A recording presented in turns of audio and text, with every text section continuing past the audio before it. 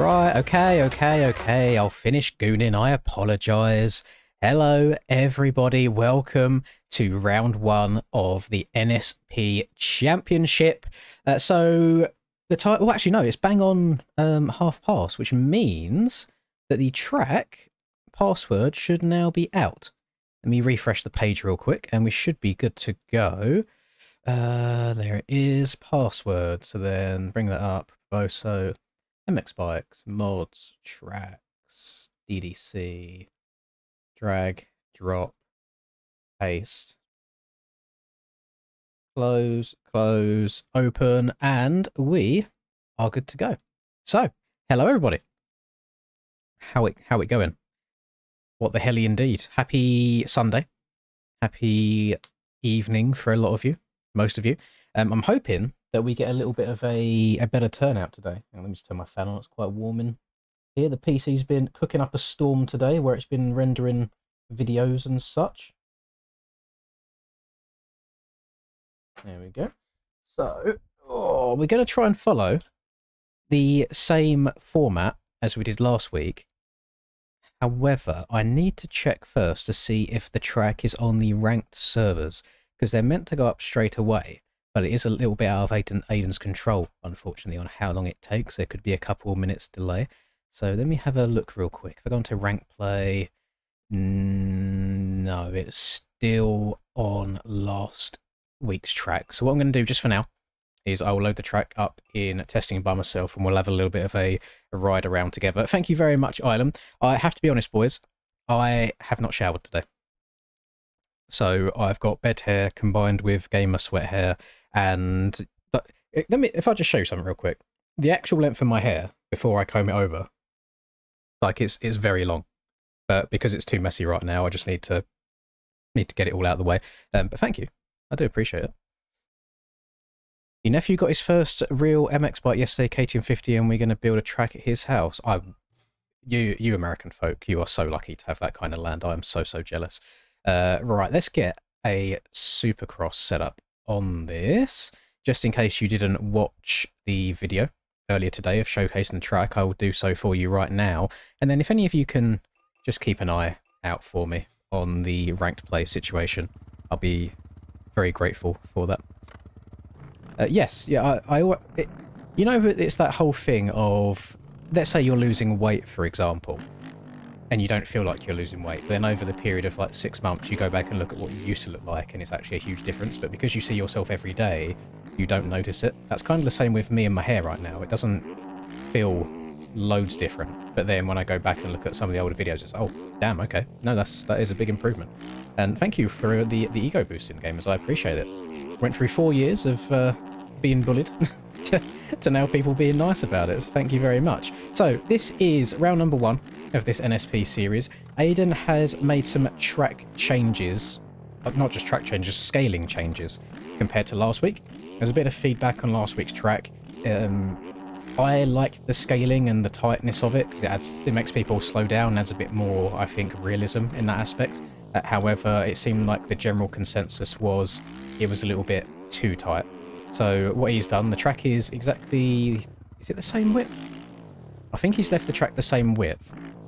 He's made the jumps 3% less peaky, so you can get away with coming up just a tiny bit shorter on them, or they're a bit more rolled off. And let's go for that. And he's also increased the height of the berms just a tiny bit, so the back end shouldn't slide out as much. So I'm hoping this will now appeal to more of the fast boys, and we'll be able to get more of a stacked race going on today. I haven't checked sign-ups yet. I don't know what sign-ups are looking like, but hopefully it'll be a nice fun race to look at and commentate, and should be good fun. Hello Aiden, welcome to the stream, and hello Jams as well. You wish you liked SX because these tracks fire. I really enjoy them.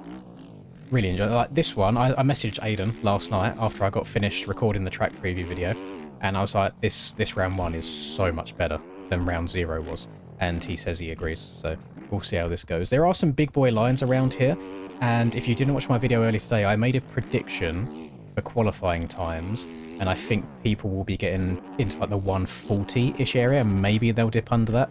I had a 144 without having a full clean lap of all big lines, and there is some very interesting lines you can take. Like if you downside this perfect. You can try and send this, end up quadding the whole thing and get it right, but then it's like, is that quicker than going triple and then singling out at the end? And you can do the same going up the hill, going out the stadium to begin with. You can triple rather than double, then you go really high.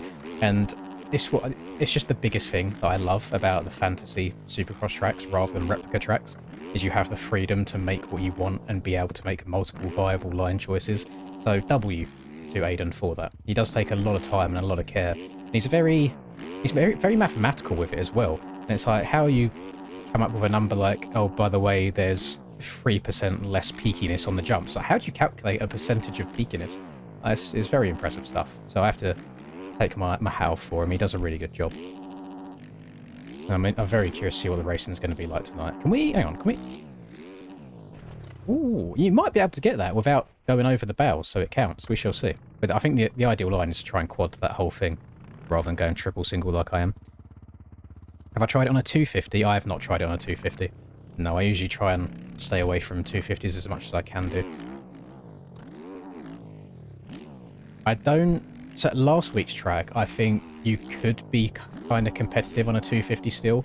This week's one, I think less so, just because it's a bit higher paced than last week's track was.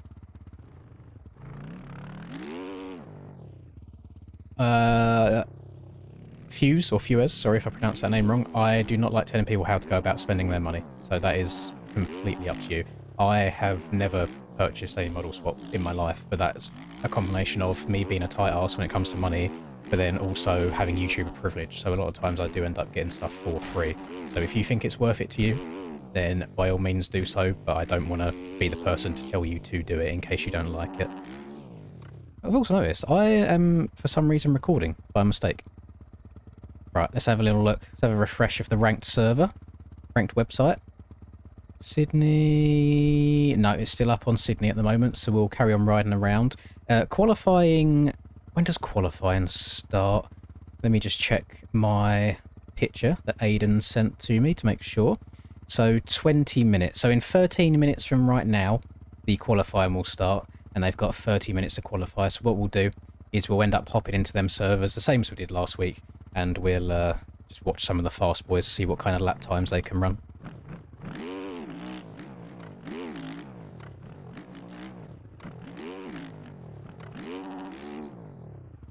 I think... I mean, I know you've only just downloaded the track, to be fair. Track's only been out 8 minutes. Definitely think you can probably get down to like a 40... Like, probably match my 450 time, to be honest, because there wasn't any insane lines I did. Yeah, I reckon you could probably get down to like a 44 before the end of qualifying, maybe even better than that. Try some alternative rims as well. Because I messed up the corner, I'm not penalised for the whole rim section, only the beginning of it. And if you can angle this, you kind of hook inside, step over, let me go triple, triple again, into the corner, try and hug this. I do like, you can feel the lack of peakiness on that one there, you can stay super low over that, which is nice, it makes timing it a little bit easier as well. Then you quad all the way in, and then I was wondering if someone would be able to quad out of this and downside here, but it does seem a big old stretch. The alternative, I think, is to go triple and then maybe quad after that. But I couldn't get it done on the Husky. Let's try triple. Can you quad after that? Oh, yeah, that's it. That's the line. They'll be trying to stretch that out. And then I think it's quad again after that and double out into the corner. I keep forgetting where I am. I need to open up that left-hander more. So then you can quad the whole section after that. Scroll down on the rank page. I didn't see it. I'll refresh once more. So we've got at the top left, we've got the pre-season round. I'm going to scroll all the way down to the bottom. Oh, even lower. Oh, it says starting soon. NSP SMX ranked. Recently ended. That one just ended. This one says event starts at 7:30, but it doesn't let me click on it yet. I'll bring this up on the big screen for you to see. So we've got all of our live ones up. Oh no, it's actually just come up. All right, we're good. Let's do a ranked race, gamers. There we go, it actually just updated in real time then. So we have got 24 hours now to race this. Got lobbies open. I'm going to join the EU lobby, just so I've got better ping. And we'll end up hopping in there. Let's back out of this. I like the timing of this because if we do one ranked race, by the end of that, it brings us to a good amount of time to hop into qualifying servers after that.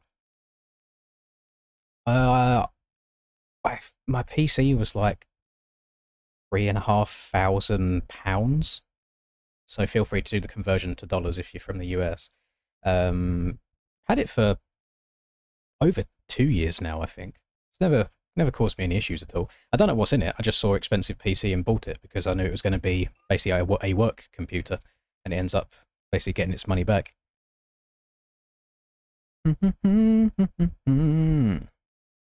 Right, let's have a look.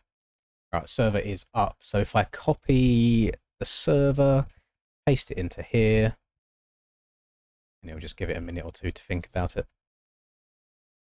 I stopped doing one-on-one training quite a while ago, but then also the website's shut down now as well anyway, so if I was to restart it again, I'd have to do it all myself without any sort of like proper diary system, so I just stay away from it for the time being. Let's change this to live chat rather than top chat. I don't know why YouTube defaults to top chat. How's the track? Track's enjoyable. Very enjoyable. I prefer it over last week's one. Just in terms of the layout as well. All of the tracks in this series will be going outside of the stadiums in one way or another, but I like how this one is done. There's elevation added to it, which you don't really get in Supercross tracks at all. Right, we're in there. What? Didn't realise I was rocking a 120 rear tyre. Let's switch this back to the 110 and see if it hinders me too much. Oh, if I run a lap real quick, it should pop up saying world record, because I'll be the only person in a server that's run a lap on it so far. Unless people that are racing tonight rock up on and just boot a server up straight away rather than doing it in testing. I mean, it's not going to be a very good world record if I mess up every section like I messed that one up. Holy. Hello, Quantum. Scrub down here. So then if you over jump that a little bit, you can just scrub that, triple, single your way out, which I think is a little bit slower than the full quad, but not by a million miles. It's still kind of viable. Then triple quad. Oh, come up short. I'm going to bad run through the whoops now. I think I might be a little bit sketchy all over the place today anyway, because I've been switching back and forth between a bunch of different games. Double out. Try and stay nice and low, up and over the table. Whack it up through the gearbox so the suspension actually works through the whoops. Thank you, MX Bikes. We're going to triple in.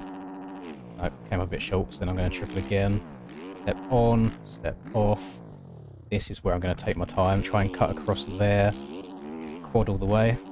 Lovely. And step over. Triple into the turn.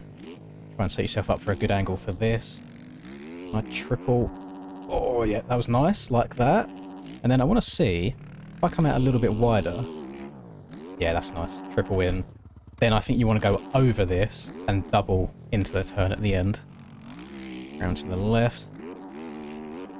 And then if you're feeling extra special, you can hit the big send on this and try and triple it. I think it's only doable on the Yami and the Fantic, but then it is a little bit slower when you get to the top of the hill because you have to single rather than quad your way. That was a 44. Oh, yeah, boys, though. The top boys in quali are going to absolutely decimate that time. You can go so much quicker than that. I'd even go as far as say like 4 seconds quicker minimum. Like that, people will be able to beat that by quite a lot. If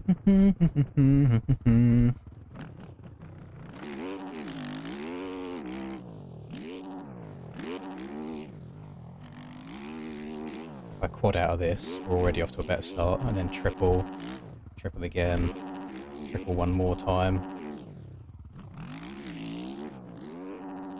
Yeah, I think the fast boys are going to have a lot more fun, success around here, because it is a lot easier to scrub your way hard through the rhythm sections. Last week was a bit more tricky, where the jumps were peakier. Which I like. I like the technicality aspect of it, but I'm aware that it's best to appeal to the masses. Kind of want as many people as possible to ride the series that you spend months creating. I mean, I'm already almost 3 seconds up on my time from last lap, and I haven't done anything particularly insane. I've just hit the rhythm sections right.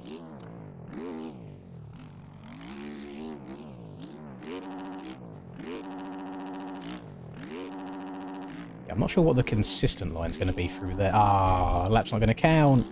I boofed it. I messed it up. We jump around the corner.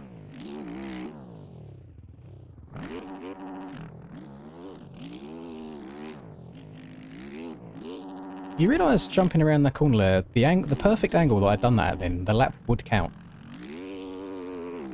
Because I didn't go over the bows at all. That felt really good, especially if you can then triple out after that and you only end up singling into the corner at the end. That would be very, very quick. So I did have a lot of time on this lap originally. I've completely boofed it on the back half.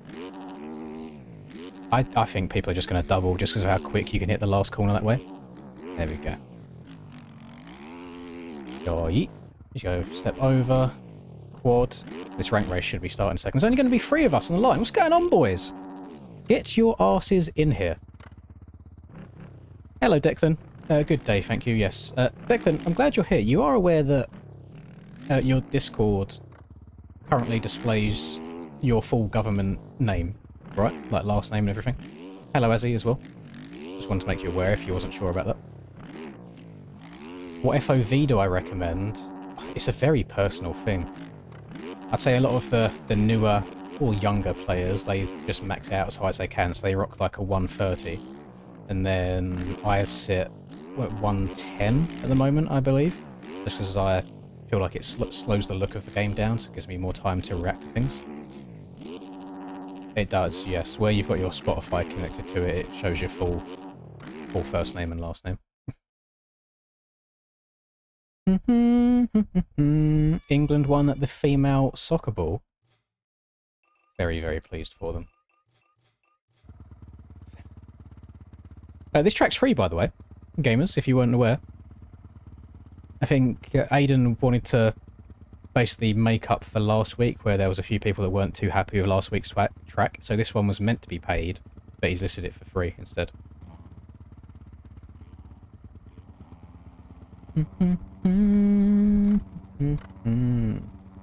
Yeah, I haven't watched any of the hardline stuff. Might watch some highlights when it comes out, or if anybody does any vlogs on it. So we'll do this race, and then we'll get our asses into some qualifying. That's the fast line, that's what you want. The old triple in, then step over, and then double at the end. Very curious to see how low these boys can push this lap time. I'm only doing the one race around here anyway, so don't worry if you're trying to get into here. And then we'll hop in and watch some quali, because that quali server goes up in 2 minutes from right now, so it's going to be really good timing. Part of me wants to ride around and be smooth right now, then part of me also wants to try and just send it and see what sort of lap I can do.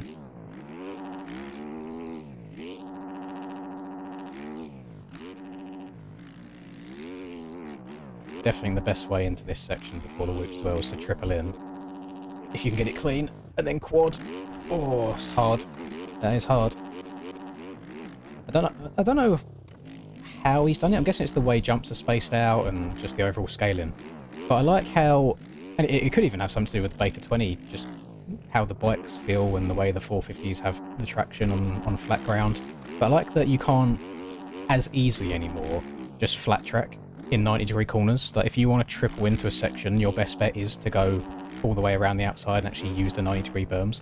Which is something that we've very, very rarely had to do in the history of MX bikes being out. I'm a bit of a wobbler right now.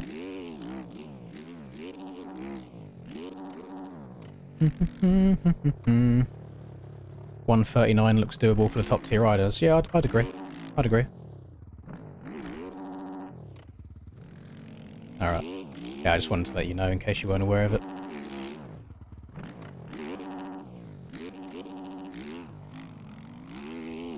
It's always hard for the top boys to run like Lister in the like almost perfect lap times in quali on these sorts of tracks because they're so much longer than a normal supercross. Like if a track's 45 seconds, it's so much easier to get a perfect lap. Whereas if it's a minute and 45 seconds, there's always going to be like one tiny mistake here and there.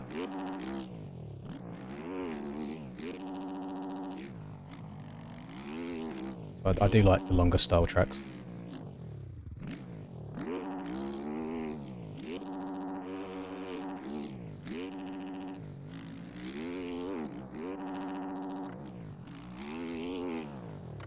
There you go. I think maybe I'm trying to bog it too much. I went to first gear there in that right 90, and it was really nice. Usually I only go to second. But that tracked through it really good.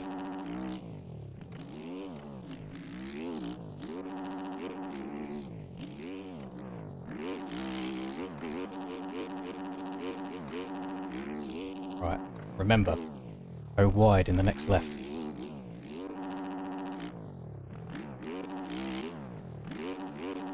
Ah, I boofed it. Try stepping over. This does set me up really nicely for this section, though. And then we can quad the whole thing. Oh, why did I scrub it? Oh, no! Why did I scrub that? That was actually a good lap up until that point.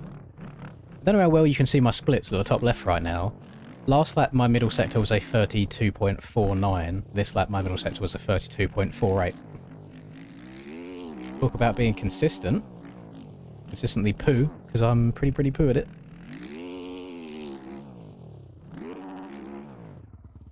That's definitely going to be the way forwards, in my opinion.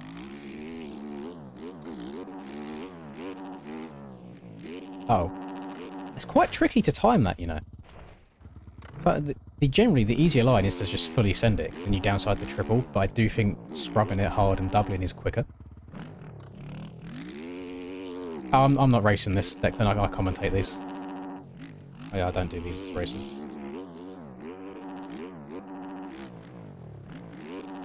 We in the booth. Trying to limit my MX bikes gaming as much as humanly possible.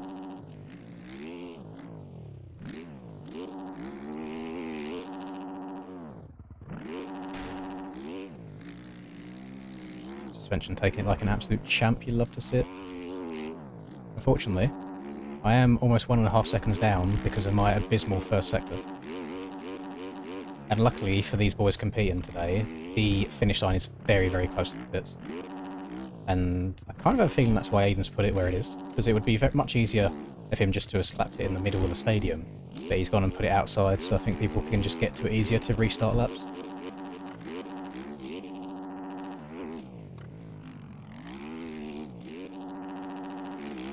That was nice. Step over, then we're going to triple into the corner. Try and open it up, and then straight line this as much as you can. Stretch that out. Nice. How much time do I gain just from doing that? As I'm 7 seconds up. Oh, that's just in here, never mind. I thought he was counting my qualifying lap. I was like, damn, my own pace is like a 38. But, no. I was getting my hopes up.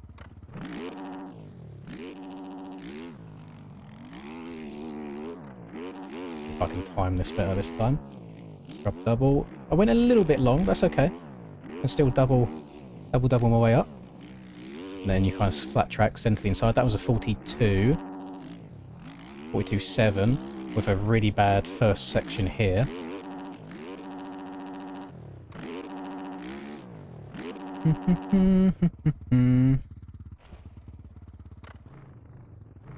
How are you first?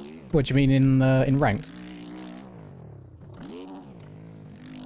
If it's in ranked, I don't think many people played it once the night was done. Should we scumbag it and be like, oh, sorry, I can't commentate anymore. I've just gotta grind the NSP ranked server to get first place. That's the only chance of a first place that I'm gonna have. Oh, we are gonna have a little bit of favouritism tonight, by the way, gamers. So, Tyler is #1 in this series because he won last year's series, and he has a #1 bike that I've downloaded. However, he says he doesn't have #1 gear, so he's asked if he can use my gear, and I said yes. So that might be the last time anyone wearing Lins on their back makes it onto the top step of the podium in this game. So we have to root for Tyler tonight. I know commentators are meant to have favourites, but on this one occasion we'll have to let that slide.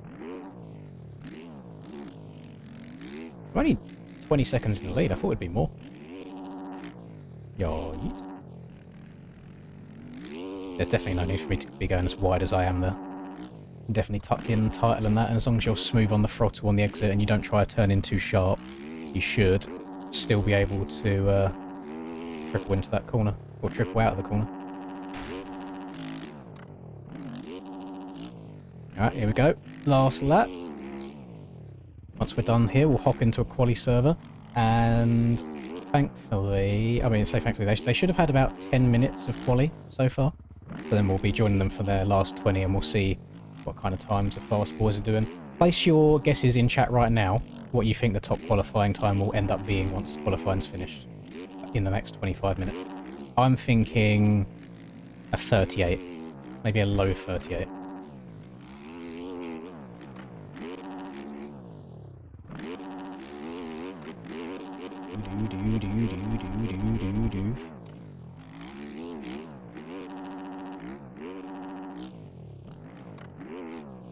Oh, I jumped too far. It's crazy. A lot of you probably don't think that's like a massive mistake, jumping to where I did and not being able to turn as sharp, but if you hit that perfect, that's easily like a half a second. And imagine doing that 2 or 3 times in the course of a lap. You can see how much time adds up. I'm spoding my way around the track now. Check up here. Straight line that. Quad all the way. Oh no, I cased the step over. What a goober. And try and straight line that. Triple in. Scrub the double. Try not to go as wide as I have been. Triple in there. Step over this table. Nice. Recording 37s? Jeez. That's rapid.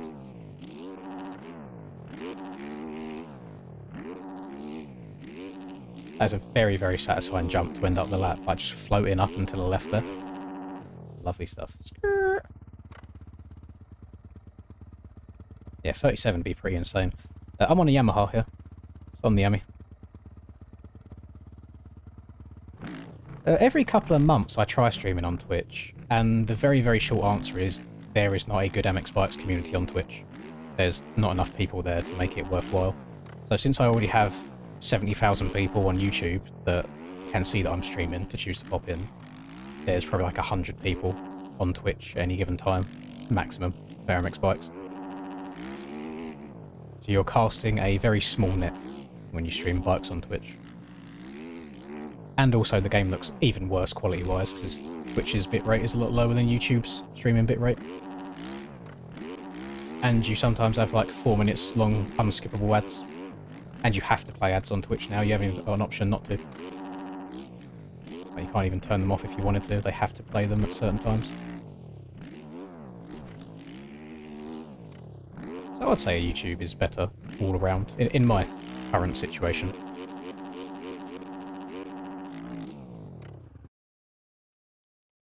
Reason the track is free. Not a world record, so somebody's going fast. Reason the track is free is Aiden... I'm guessing Aiden just felt a little bit bad about last week because it didn't go quite as well as he wanted it to.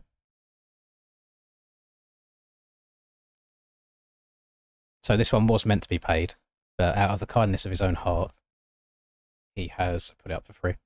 Right, what's this called? NSP. Should we check qualifying servers quickly and see what quali group looks the best? Just so we can hop in. My MXB. Nope, I've got to log into my MXB, so we're just going to freeball it. Let's go in A.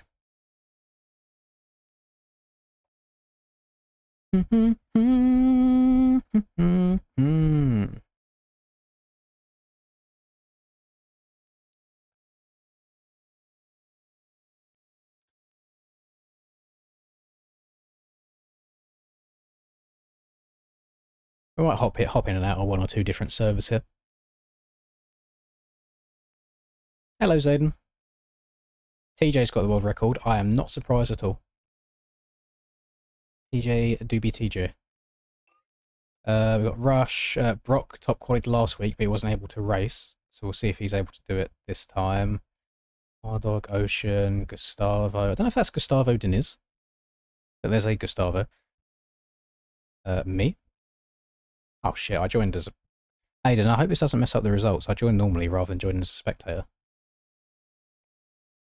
Nobody's run an insane lap yet, by the looks of it.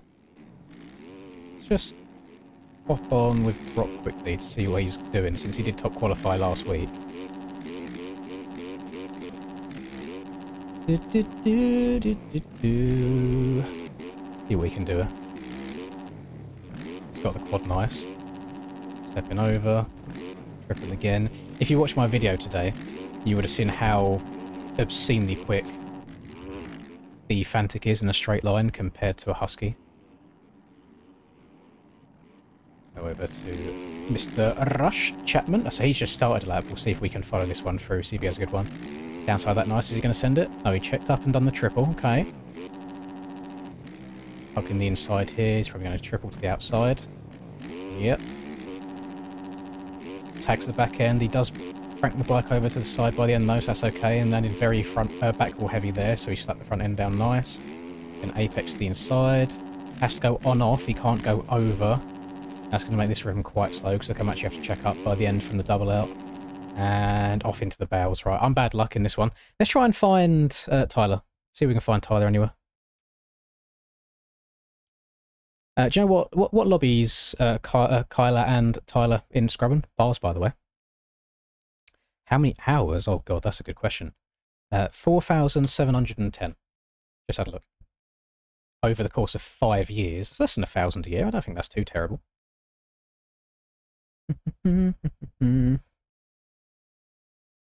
Thank you very much, Julian. I'm glad you enjoy it. It's quite rare that we get people that aren't involved in motorbikes in any capacity whatsoever. Let me try C. C's got quite a few people in it.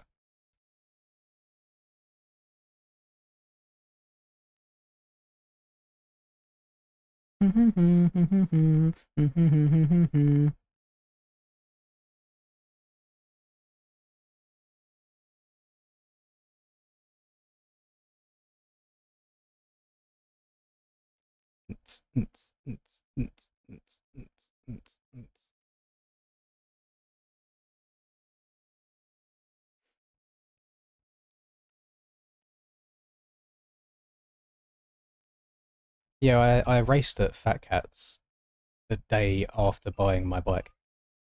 Oh, Cam, was that? Cam has literally just set that world record as we've joined here, which is really frustrating because the replay length on this game, we only get to go back about 20 seconds in total. So hopefully he can run another heater. Let's hop on board with him and see what he's doing. Rocking the sand hat, I can see his gear and I can see his bike, which is nice. Interesting that...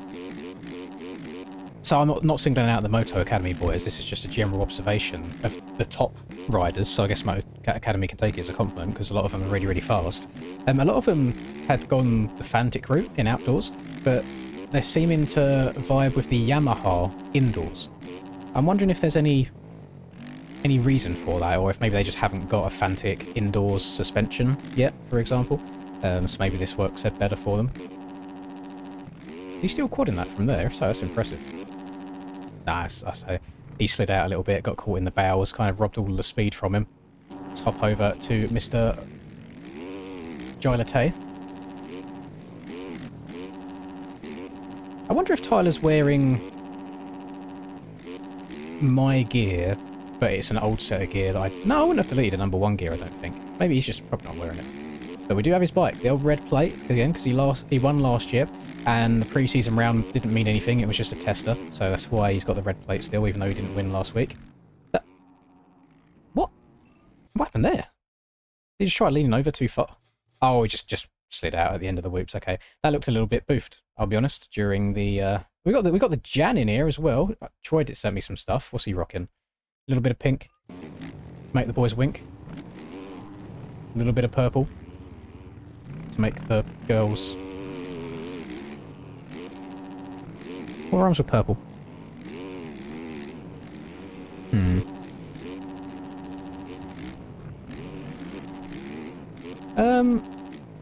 It's a very interesting topic that you mentioned there, Philip, about if this game has any carryover to real life.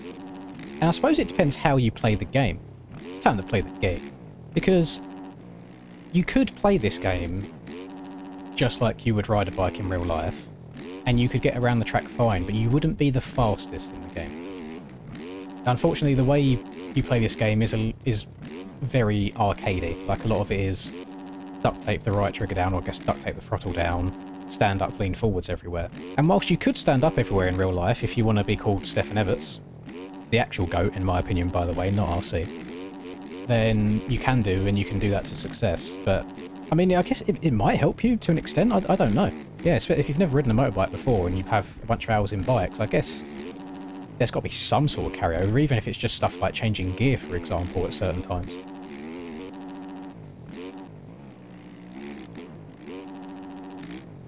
Hello, Jean. Or Jean. It could be a woman called Jean. It could be a man called Jean. No idea. But whoever you are, hello. Welcome to the stream. Squirtle was my favourite Pokemon when I was growing up. My favourite Gen 1 Pokemon. I would always pick him as my starter Pokemon. Mostly because he would just cakewalk the first gym, since he was all rock type in the first gym. And water beats rock very easily. Ah, so it is Jean. I see. If the Jan qualifies, are we going to hear about SPX suspension? There might be a TikTok about it. You never know. Troy did just beat his time there, which we was on board for, which is nice. I was about to say no commentator's curse, but Cam's just got commentator's curse. But this is a good example, by the way. This isn't a dig at Cam by any means. You'll notice this with a lot of the top boys, is because he's already run a lap, like a world-class quality lap, really, really fast, he now has no choice but to absolutely send it everywhere, which is why you'll then see a lot of crashes happening now. Tyler's gone faster than his old time, but he's still 0.8 off the back of Cam right now. Has Cam got a... I don't know if my stuff's bugging, or if Cam's got a blue mullet. Or if it's just weird lighting, or maybe he's got like blue dreads or something. Can I...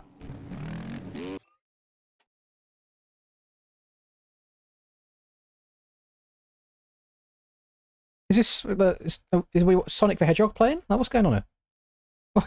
What's that all about? That's an interesting fashion choice. So there you go, like, he went quad in, scrubbed the next 3 triples really low, so he's probably going to be up on his time right now. And he downside this nicely. That was nice. Crank. Oh no! Landed 2 sideways. Then you gotta bring the back end back in line. Look, he just got 2 sideways. Front end landed, but it was too far gone at that point. The back end couldn't come back around straight. Let's hop on with Tyler again, see if we'll jinx him. Jinxed him last time we hopped on board with him.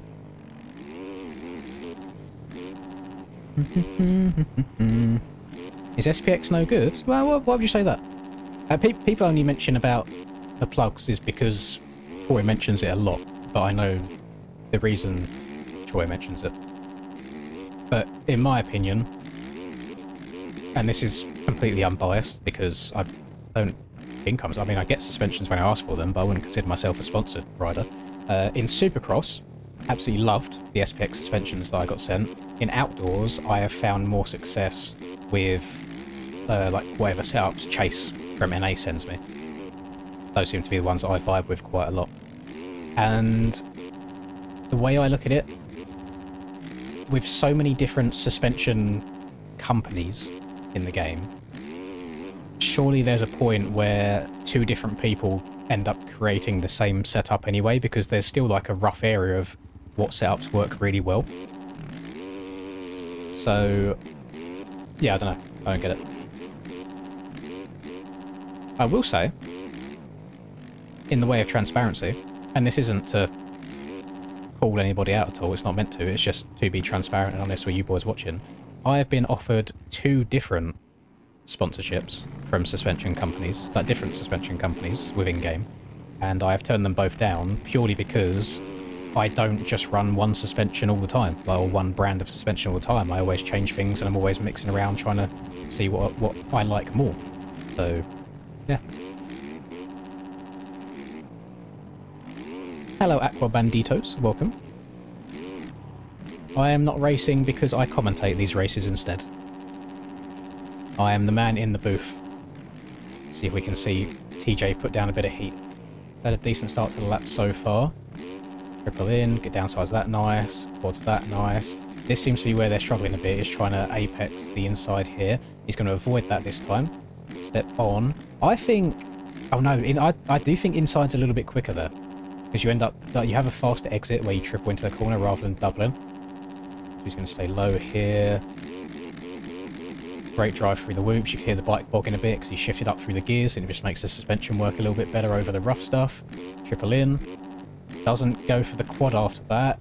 Goes on, off, double. A bit of a slow rhythm section there, but he's carrying on with the lap. So he might still be ahead, or he believes that he could still catch up to his previous time.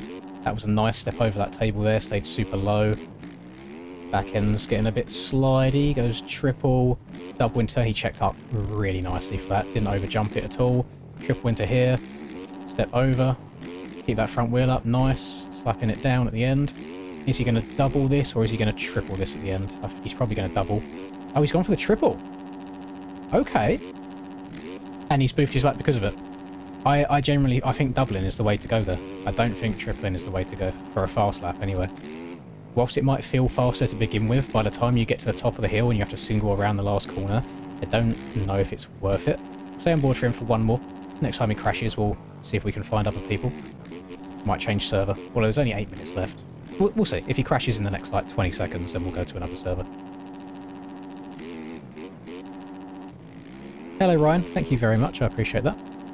High risk, high reward. I do think it's quicker, that triple in that section, until you get to the top of the hill. I think doubling is quicker overall, but then it's harder to time the initial double in than it is to just send the triple. Because as long as you send the triple fast enough, you'll downside it. Whereas on the double, you can check up too much, or you can go too fast. You can go wrong both sides. Whereas it's almost impossible to overjump the triple rather than when you don't double it. Hello, Glenn. Welcome to the stream. Almost as if I know what I'm talking about. No. No. Don't worry, the amount of shit I get for the complaints I make in racing and stuff, and I think I'm just being negative for the sake of it. They do forget that I've been doing it for 5 years, and I've ridden every kind of track there is to ride, and I know what works and what doesn't work well for racing, and what lines are faster, this, that, and the other. I may rock around in 13th for Washougal, because I'm just arse and I'm an old man and my reaction times don't work anymore, but in here, I know what I'm doing. It just doesn't translate through to the thumbs anymore. Doubles up to the inside. He didn't go quicker right there. So we're going to try and join one more server, try and give a couple more people some screen time before the end of qualifying. Hit me with a... First one to write the letter, either B, D, or E, is the one I will join. B, D, or E right now. First one I see is the one I'm going to join. D. D's the first one I saw.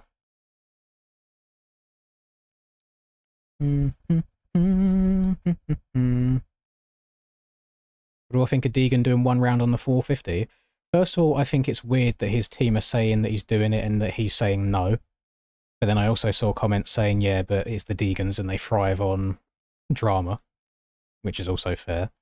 In my opinion, I think it would hurt his image to do it, purely because if he doesn't ride the way that everyone expects him to ride, which he might not do, because again, I know he rides a 450 and practices on one time to time, but I don't think he's never raced an outdoors on a 450.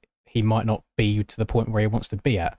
So I think he actually builds more hype not racing the 450 until next year's outdoors. I think it's in his best interest to stay on the 250 for this whole season, even if he doesn't need to. No one's going very rapid in here, I'll be honest, boys. We've got 5 minutes left. Seat time is good seat time, yes, and it would be nice for him just to get that little bit of experience before he does it full time.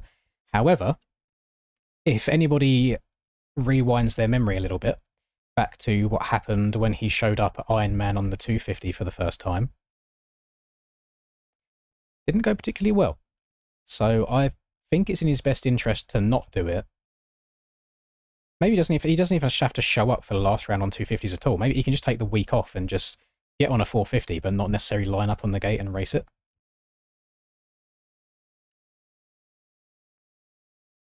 And again, let's say he goes like 10th in Moto 1, 15th in Moto 2, which still a lot of people, their first full race in the 450 are probably quite happy with. It wouldn't be good enough for Aiden. If you're in the stream, somebody has left and rejoined on a different bike, like an absolute idiot. So I apologise for Aiden if the results are messed up. I also apologise anyone in the lobby if they're getting a bike glitch, because that must be very distracting right now. Lapis, has he left? Hang on, I was in the pits right now on this one. Was he left? That looks like a brighter white. Like both of his names look bright white, which means that he's left both times. But that says he's in. I don't know. Not very smart. Not smart at all.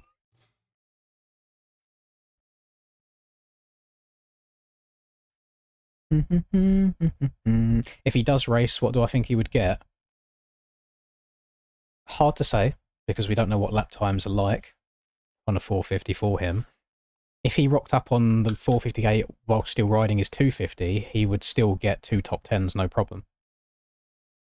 But I think he'd probably sit around maybe 7th on the 250 against 450s.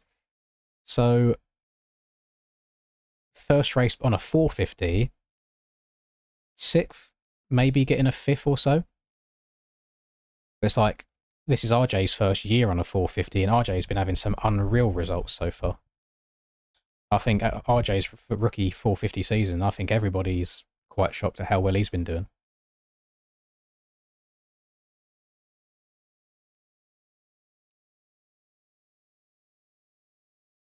Whereas, if he doesn't do the last round on a 450 and he waits until next year, he might turn that 7th place or so that I think he'd get this year, and he might change that to maybe like a 5th or a 4th at the start of next year instead. Because you got to try and remove all biases out of the equation. You got to think to yourself, is rookie 450 Deegan first of all going to beat Jet? I don't know why people think that's the case, considering Jet's beating everyone now as it is. I don't think so. So that's one position he's not going to have. Is he going to be able to beat Eli? Which is actually a questionable one, because Eli, you know, he's just getting older. Right? The body does fail at a certain point. So maybe 1 or 2 races, but I don't think every race. So I think that's another position for Eli. The way Sexton rode last round, I don't think he beats Chase, but then we know how many front end tucks Chase has. And if Hunter races as well as he's been racing recently, other than Moto 2 with Washougal, then that's 4 positions, which then puts Deegan into 5th straight away. Then let's say he doesn't get a good start. Is he going to be able to pass RJ with how RJ's been riding recently? But then I think he beats AP. Well, actually AP's had some good races, but AP's like sick now. He would beat a sick AP. He would beat like Malcolm. He'd beat Prado with how Prado's been riding recently. So I would slot him in that 6th or 7th place position.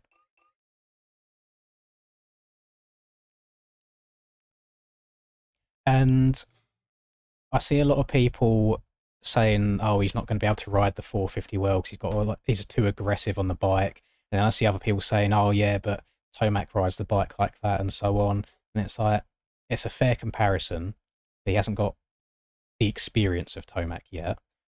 And I think his first year on a 450, he's going to tame his riding down quite a lot. Because he's not a stupid rider. He's going to know his limits. He's not just going to go full send everywhere all the time and just wad himself and hurt himself straight away. Like, they're going to build into it. So I'm very excited for the 2027 outdoors season. I think that will be a really exciting one to watch. And we have had some rumours in the boys group chat about a potential Anaheim 1 trip for 2027, because that'll be Hayden's debut Supercross on a 450 as well, which would be quite cool.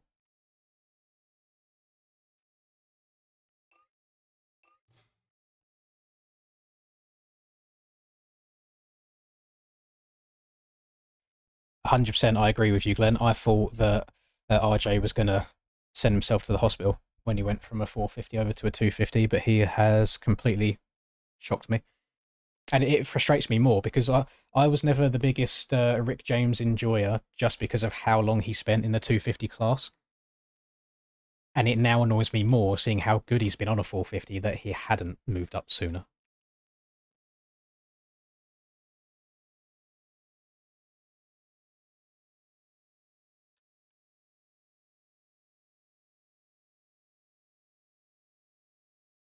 You also have to try and take like body type into it as well. You know, Hayden, he's still very young. His body is still growing. I imagine he'll try and pack some mass on, some weight when he gets onto the 450 as well to be able to muscle it around a bit easier.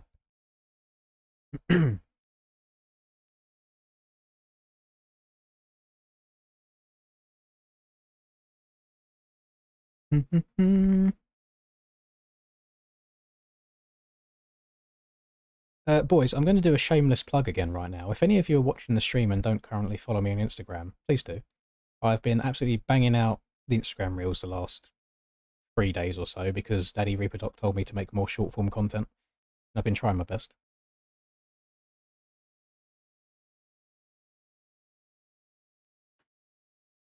You think Hayden will have the same trajectory as Barsha? Are you thinking that low just because of how aggressive they are on the throttle? Well, I don't have a 250 class. Aiden's exact words, Froxy, were, so pussies like you don't ride 250s all the time and get forced to ride the man's bikes. That's not what he said at all, by the way. No, the real reason was he doesn't like splitting everybody out into multiple classes because then you just get like two okay classes rather than getting all the fastest riders together and having one really good class. I've never been to Blytheberg, no, or Blyberg. I always forget the pronunciation. Uh, there was a chance I was going to. Like it might have been the last race that they had there, but I just ended up not doing it. It does look like quite a fun track though, if it's the one that I'm thinking of. Hey, it's Brock. Cam's been on some secret sauce recently. And if his YouTube comments are anything to go by, then he's changing how long his second gear is in the config file and changing his rebound in the config file. Because, you know, people in YouTube comments that accuse people of cheating all the time are very sane people. Thank you very much, Lewis.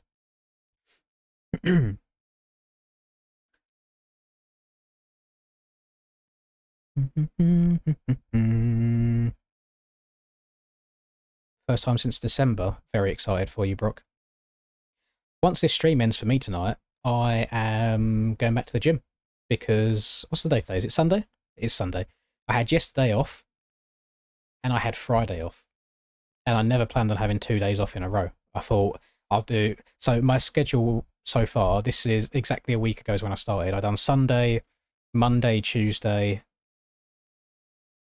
Wednesday... how did I do it? Sunday was legs. Monday was push. So chest and triceps, basically. When Tuesday, me and Linda went rock climbing. So that's kind of full body. Wednesday, I did pull. So that's like biceps and back. Thursday, I did legs again. Friday was meant to be my 1 day off while streaming aerial. But then yesterday, I just had a proper lazy day yesterday. So I can't afford to not go again today. So when the stream ends today is when I'll be going back to the gym today and it will be a push day again. Right, let's have a little look. Make sure I'm not missing any announcements at all. Need to have a look to see when the heat races and stuff go up. I've just joined the channel by mistake. Let's close that. Right, and we also need to change the overlay from ranked to heat race 1, as that's what's coming up next. Rumours are Cam found a way to get rid of the stand delay. I don't know if that exists, but if he has done that, and I find out about it, I promise that I will be uploading another YouTube video to let everybody know. So we're all in the same boat. But I feel like that's cap, to be honest. Gypsy the Goat. I really like Chase, I'll be honest. It's like, I don't know, I'm weird. I watch the podcasts that I don't think as many people are interested in. But I haven't seen anything to do with Cole Davies on Gypsy Tales. Oh my goodness. Azzy! Azzy! Azzy, you gotta chill, buddy. Azzy's like literally like every TikTok that I've ever made. Oh my goodness. TikTok. Instagram I've ever made.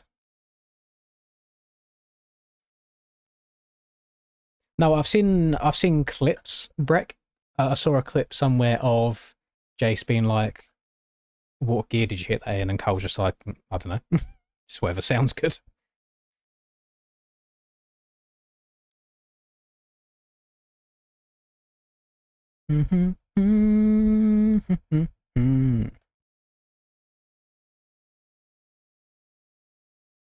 How to get more traction? You got two options. First one is not lean over as far. Second one is to roll on the throttle rather than bang it open. Other than that, you're out of luck. You got to find where the nice limit is.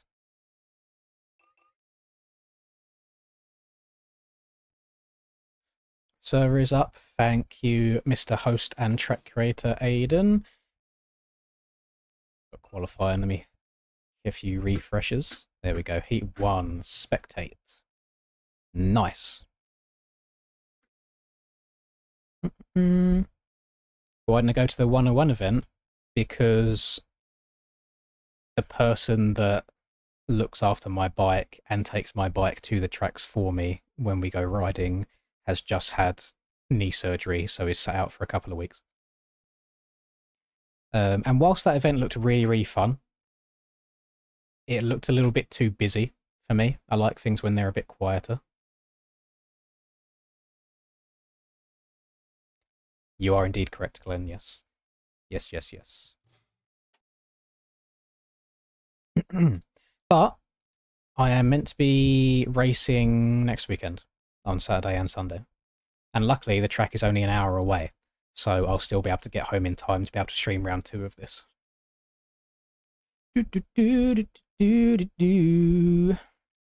He's fine. It's just like he just had some, I think, like bits of ligament or bone or whatever fished out of his knee where he had a knee injury a while back.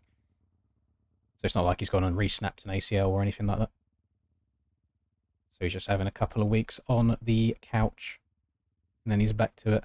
I'm not booked in yet, so there's an asterisk around all of this, but it's the next AMCA round at Warmingham. I've never been to Warmingham before.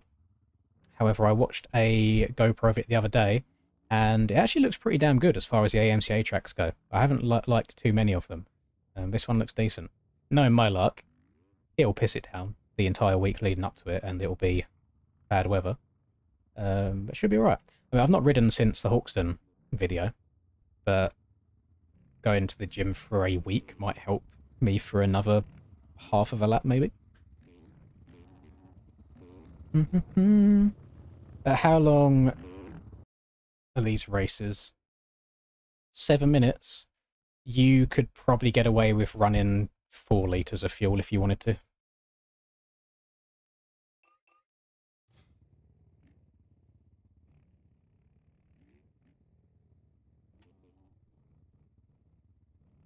Who we got in there? We got Rock, Neon, Valentin, Willie's in here. Ocean's decent at Supercross as well. Very interested to see how well Willie does on a 450. Because I've only seen him on a 250, especially as of recently. I'll usually sit there lurking during NA qualifying and just watching him, since he's quicker than me on a 250 than I am on a 450.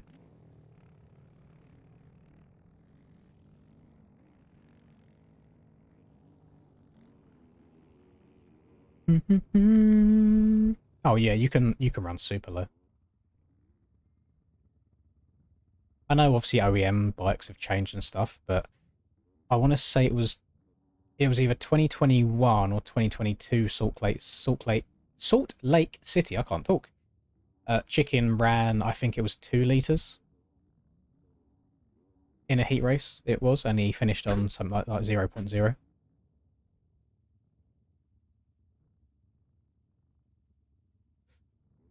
Yes, I ran auto clutch. Yeah. Main reason for that I think everyone should run auto clutch is just so when you come to a stop, Like if you're just riding around casually playing, you come to a stop on the track, you don't stall the bike every time. You can just stop and then go again whenever you want.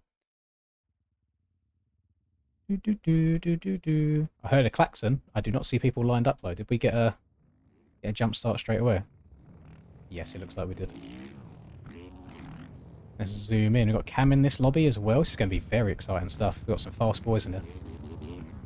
I think whilst this schedule on a Sunday doesn't suit everybody, because I know people do ride IRL, I think it was the right decision that Aiden made to get more people in general into this.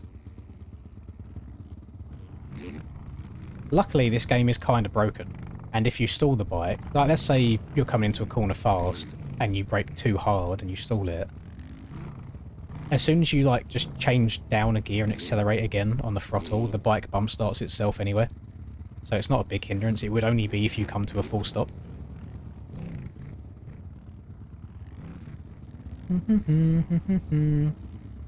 Thoughts on the camera work, by the way. How smooth of a rotation is this? Just unbroken the whole time.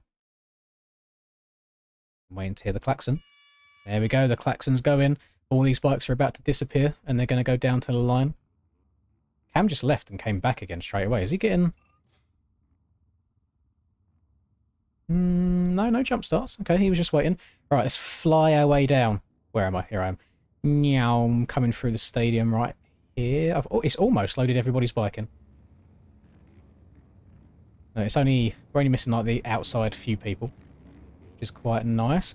Which way does this first corner go? So we go round to the left-hand side here. We'll sit up in the stands and see what's popping. What's a good angle for this? Sit like, yeah, about here. This will do. Pop this up on the screen as well.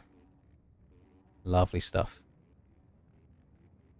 I saw a thumbnail with you doing that, Leander, but I did not actually watch it.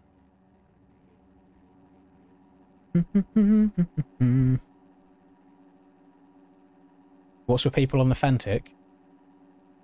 It is a very fast bike in a straight line. And the game is so quick these days, and the aerial tracks are so brain-dead smooth that the fastest bike wins, rather than the best handling bike. So that's why a lot of people ride the Fantic right now. Literally, we could not have more of an amateur series in terms of track difficulty than we've had for aerial this year.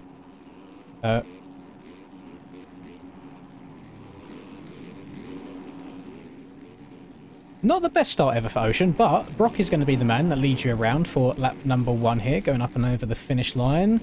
Doesn't get the quad clean. Tiger does get it clean behind him, but Brock was able to recover after that. Pat's up here in P3, Vixnev up here as well. I believe Vixnev is an Aussie rider, so if you see any wild collisions involving him, you know the reason why. It's just ping related. We've got Aaron back here. Neon's not had a good start at all. Cam had a very mid-start. Valentin going down. Going to get bumped into by Hicklin there. Not a good start whatsoever for Willie Lowe. Let's try and follow Willie around for a little bit. See if he can make some time up here. And Willie is the kind of person that if you was to slap him on the TM250 around here, he would probably be quicker than he is on a 450. It's just I'm a massive advocate of you are quick on what you practice. And I don't know how much 450 time he has. So we're going to stay on board with him for a little bit. See how he handles the big boy bike. Going to blitz his way across the whoops. I mean, that looked pretty damn planted to me. Setup looks on point. Is he going to step over? Yes. Triple after that. Triple again. So I believe it is top 9 going through in this heat race. I believe we take 9. Brock's still going to lead us through. He doesn't get the quad here, though. Tiger, not quadding, not quadding. Cam goes for the quad. Goes around the outside of 2 people in one corner. That was very nice. Has a little bit of a collision with Pat there, but neither of them going down. Goes up the inside of Tiger. Very aggressive pass. Tiger goes to the absolute moon. Holy moly. I think that was a bit of a ping diff right there, to be honest. Cam riding very aggressively and a very interesting track entry. You might have to tone it down a little bit. The night is not won in the heat race. Just get into that top 9 and you'll be good to go. Brock having the most success so far, though. He got the whole shot. He's staying out of trouble. He was your quickest qualifier last week, but wasn't able to race because he was busy IRL. And he's going to get that quad out of this nicely. Shall we sit here and just see who's able to get over that quad? Tiger gets it.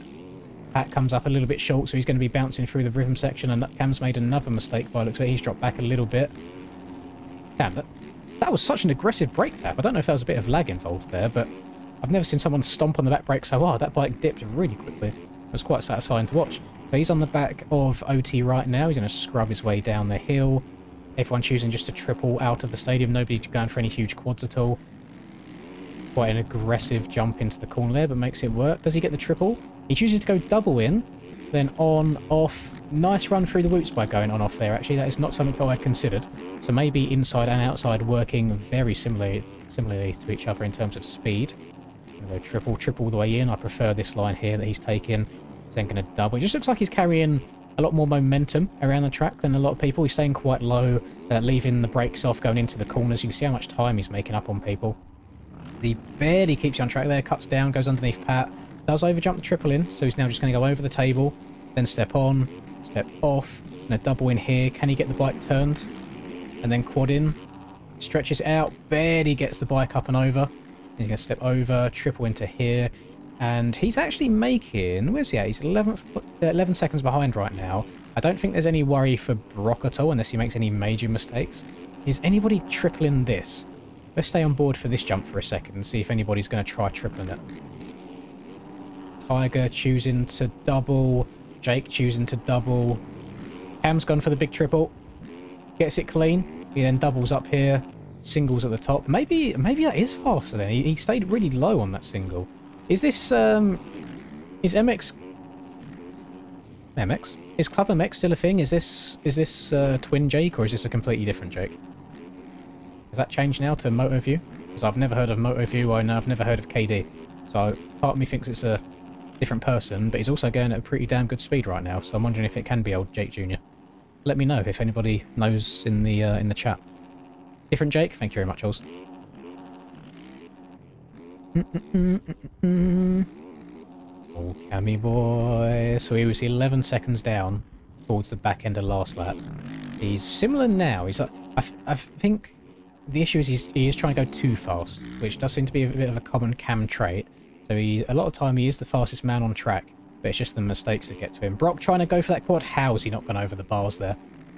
I would be eating poo-poo at that point if that was me. Back end slides. Is he going to be able to get this quad? Stretches it. Back end tags. Doesn't go over the bars again. His setup's looking very dialed also. Oh my goodness.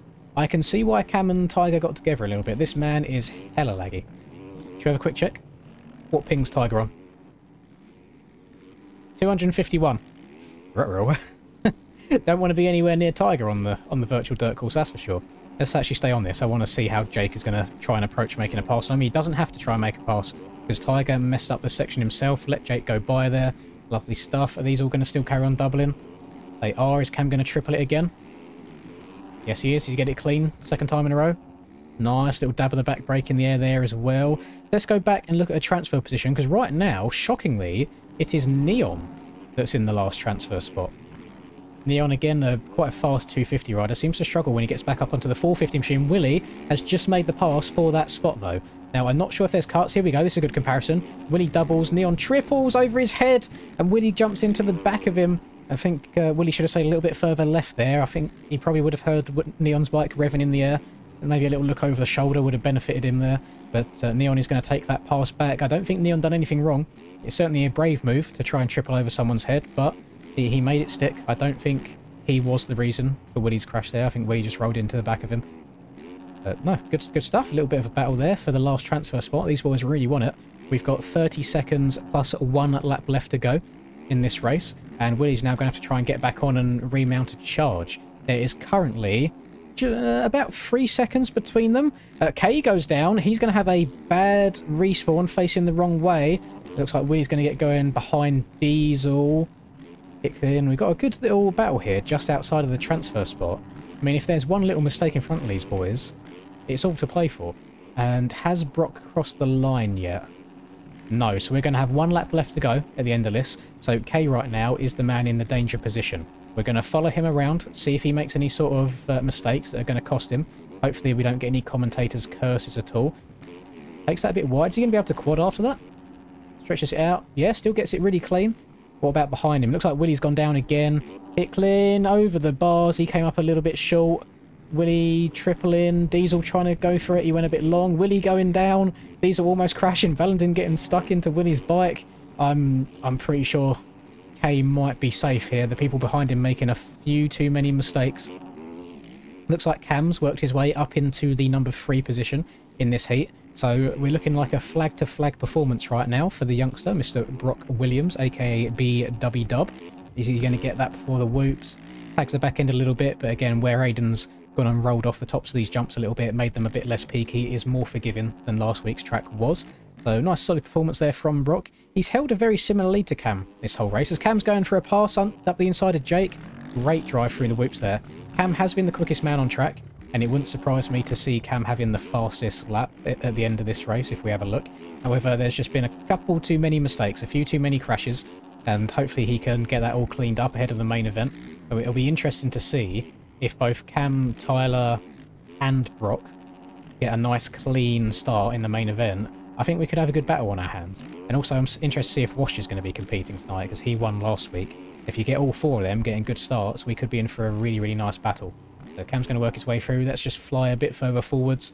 We'll give Brock his flowers, watch him go across the line, and then we'll shoot back through the positions as they go through and have a look to see what that last transfer spot is looking like. Is Brock going to go for the triple, or is he going to play it safe? Yeah, he's playing it safe. No need to do anything stupid.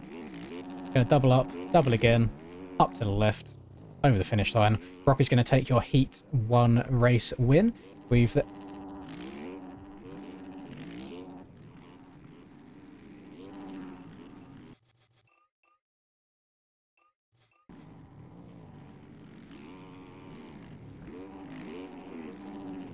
Okay, so Valentin's probably going to get banned for the rest of the night for being an absolute idiot. Not the first time he's been banned for doing weird things in races before. Vixnev is going to come across in P6 after... Valentin's lap counted, which is what pisses me off. So if he now has to make Aiden go out of his way to change his results because of it as well, it's just so infuriating. There's no need to be an idiot like that. Neon's going to come across in 8th. Kay comes across in 9th in that final spot. And let's have a look to see how many cuts the Frenchman ended up with after that very interesting manoeuvre. He had 38 seconds of cuts. You'll love to see it. So, yeah, Valentin probably not going to be racing for the rest of the night. Not the smartest thing. Willie did end up leaving that race. A little bit of a rage quit in there. We'd like to see a rage quit from time to time. Just means you're passionate. Means you're a true gamer. So the people going straight through is Brock, Cam, Jake, Tiger, Pat, Vixnev, Silver, Neon, and Kay. And then everybody from 10th back, minus Valentin, will be going to the LCQ. Let's have a look. Fastest lap was indeed Cam with a 39.5, an entire 1.3 seconds quicker than the rest of the competition. So good stuff there. Let me message... There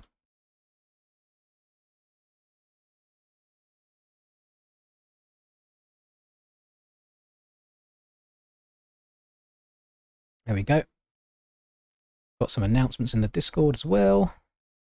That's all fine. So we can back out of this and we'll wait for heat race number 2 to go up. Let's change our little overlay to show heat race 2 as well. Troy is indeed in the next heat, yes. So you can all cheer for your king as the next heat race happens. Chat, I need you to be truthful to me. Do you think, bearing in mind we've probably got like another hour worth of streaming tonight, and I'll be going to the gym after that anyway, and I haven't been going to bed until about 4 AM. Do we think having a second white Monster Energy of the day is a bad idea?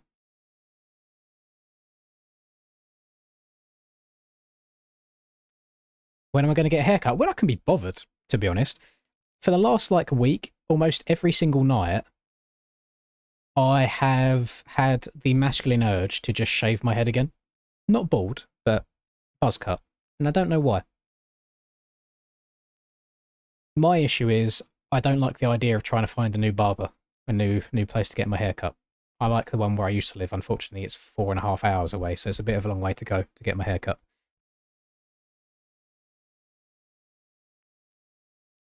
I'm seeing a lot of people saying no to a second monster, which is exactly why I am going to go and get one while this next server goes up.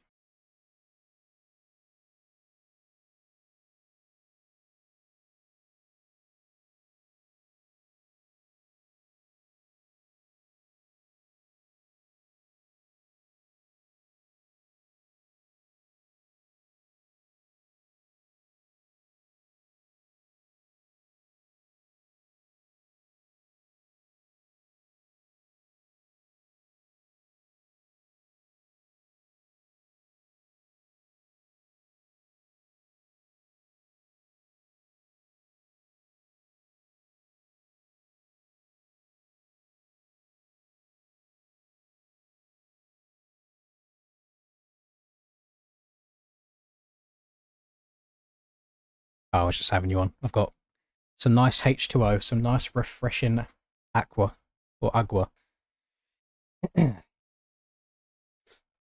No saving the hairline, it's been saved. Like we're only here. It used to be all the way back to around here in the past, so yeah, I'm pretty happy with it.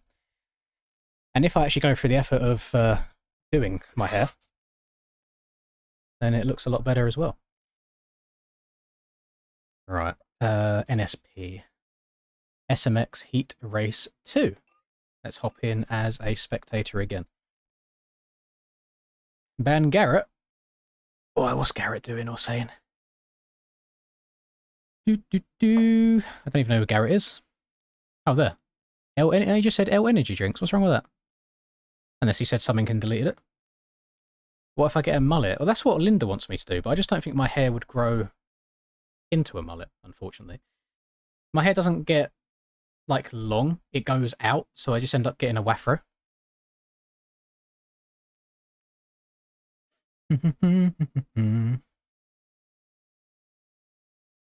I'll show you the video that most people commented on the hair.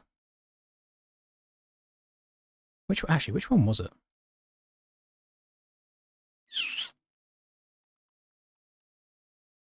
Was it this one? What's up, guys? Welcome back to another video. Wasn't that one? Was it this one? Hello, everybody. Yes, it was. So this one, granted, it still needs cutting, by the way, but you can see that, where is it? See that it's still getting, like, fairly long. Like, it goes down.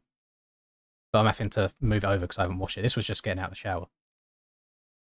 You see, in general, she's got some length to her. It used to be all the way, like, back here.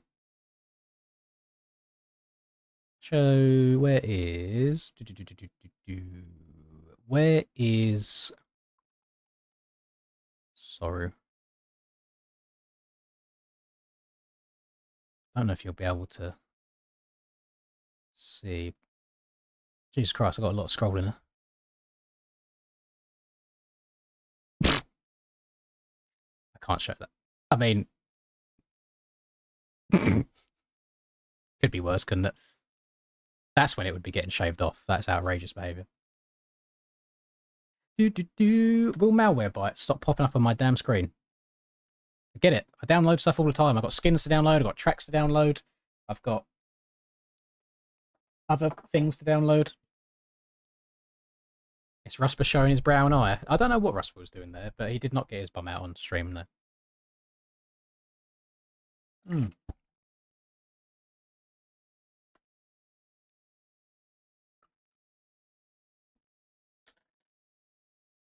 No, I can't back someone with a rat's tail, unfortunately. I feel like that trend is definitely gone. Same as I can't really back a top knot either.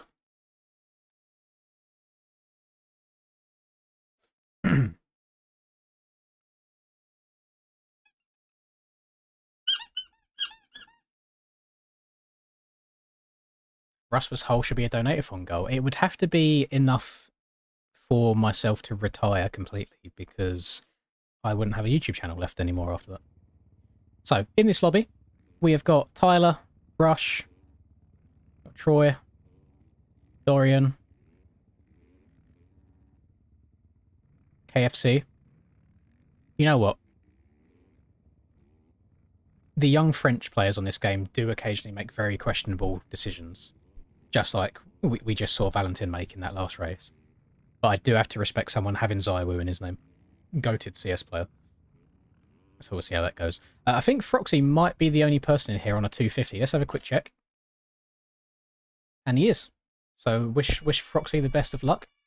Hopefully he doesn't regret that decision. When are we hitting 100k? I have no idea, to be honest. I've not got that aura that Troy's got. I can't bring in the kids in the same way.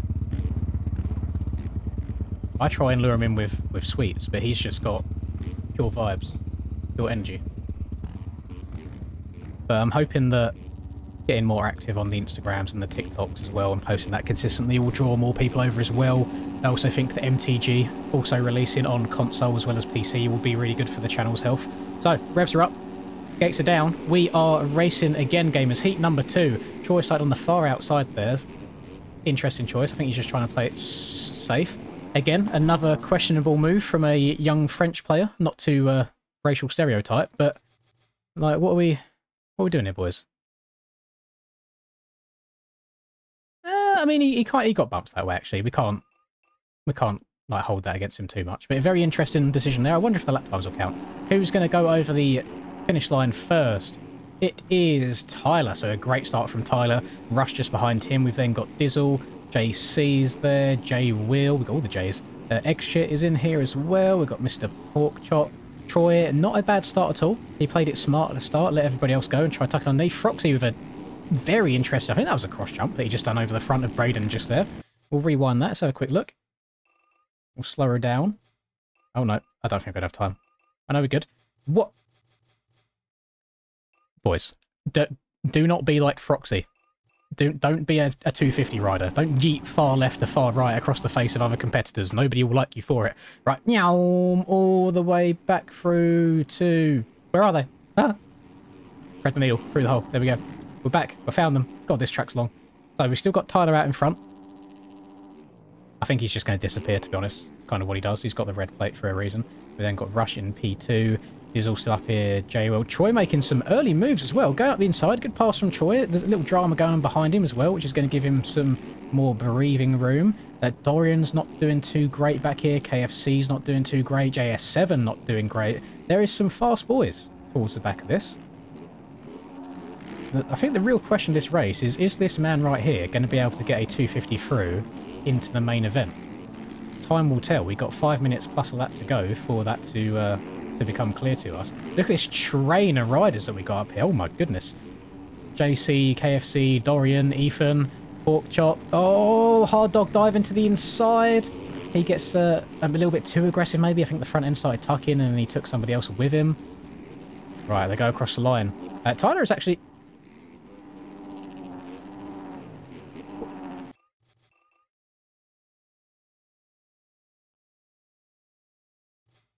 I swear I just saw someone riding backwards.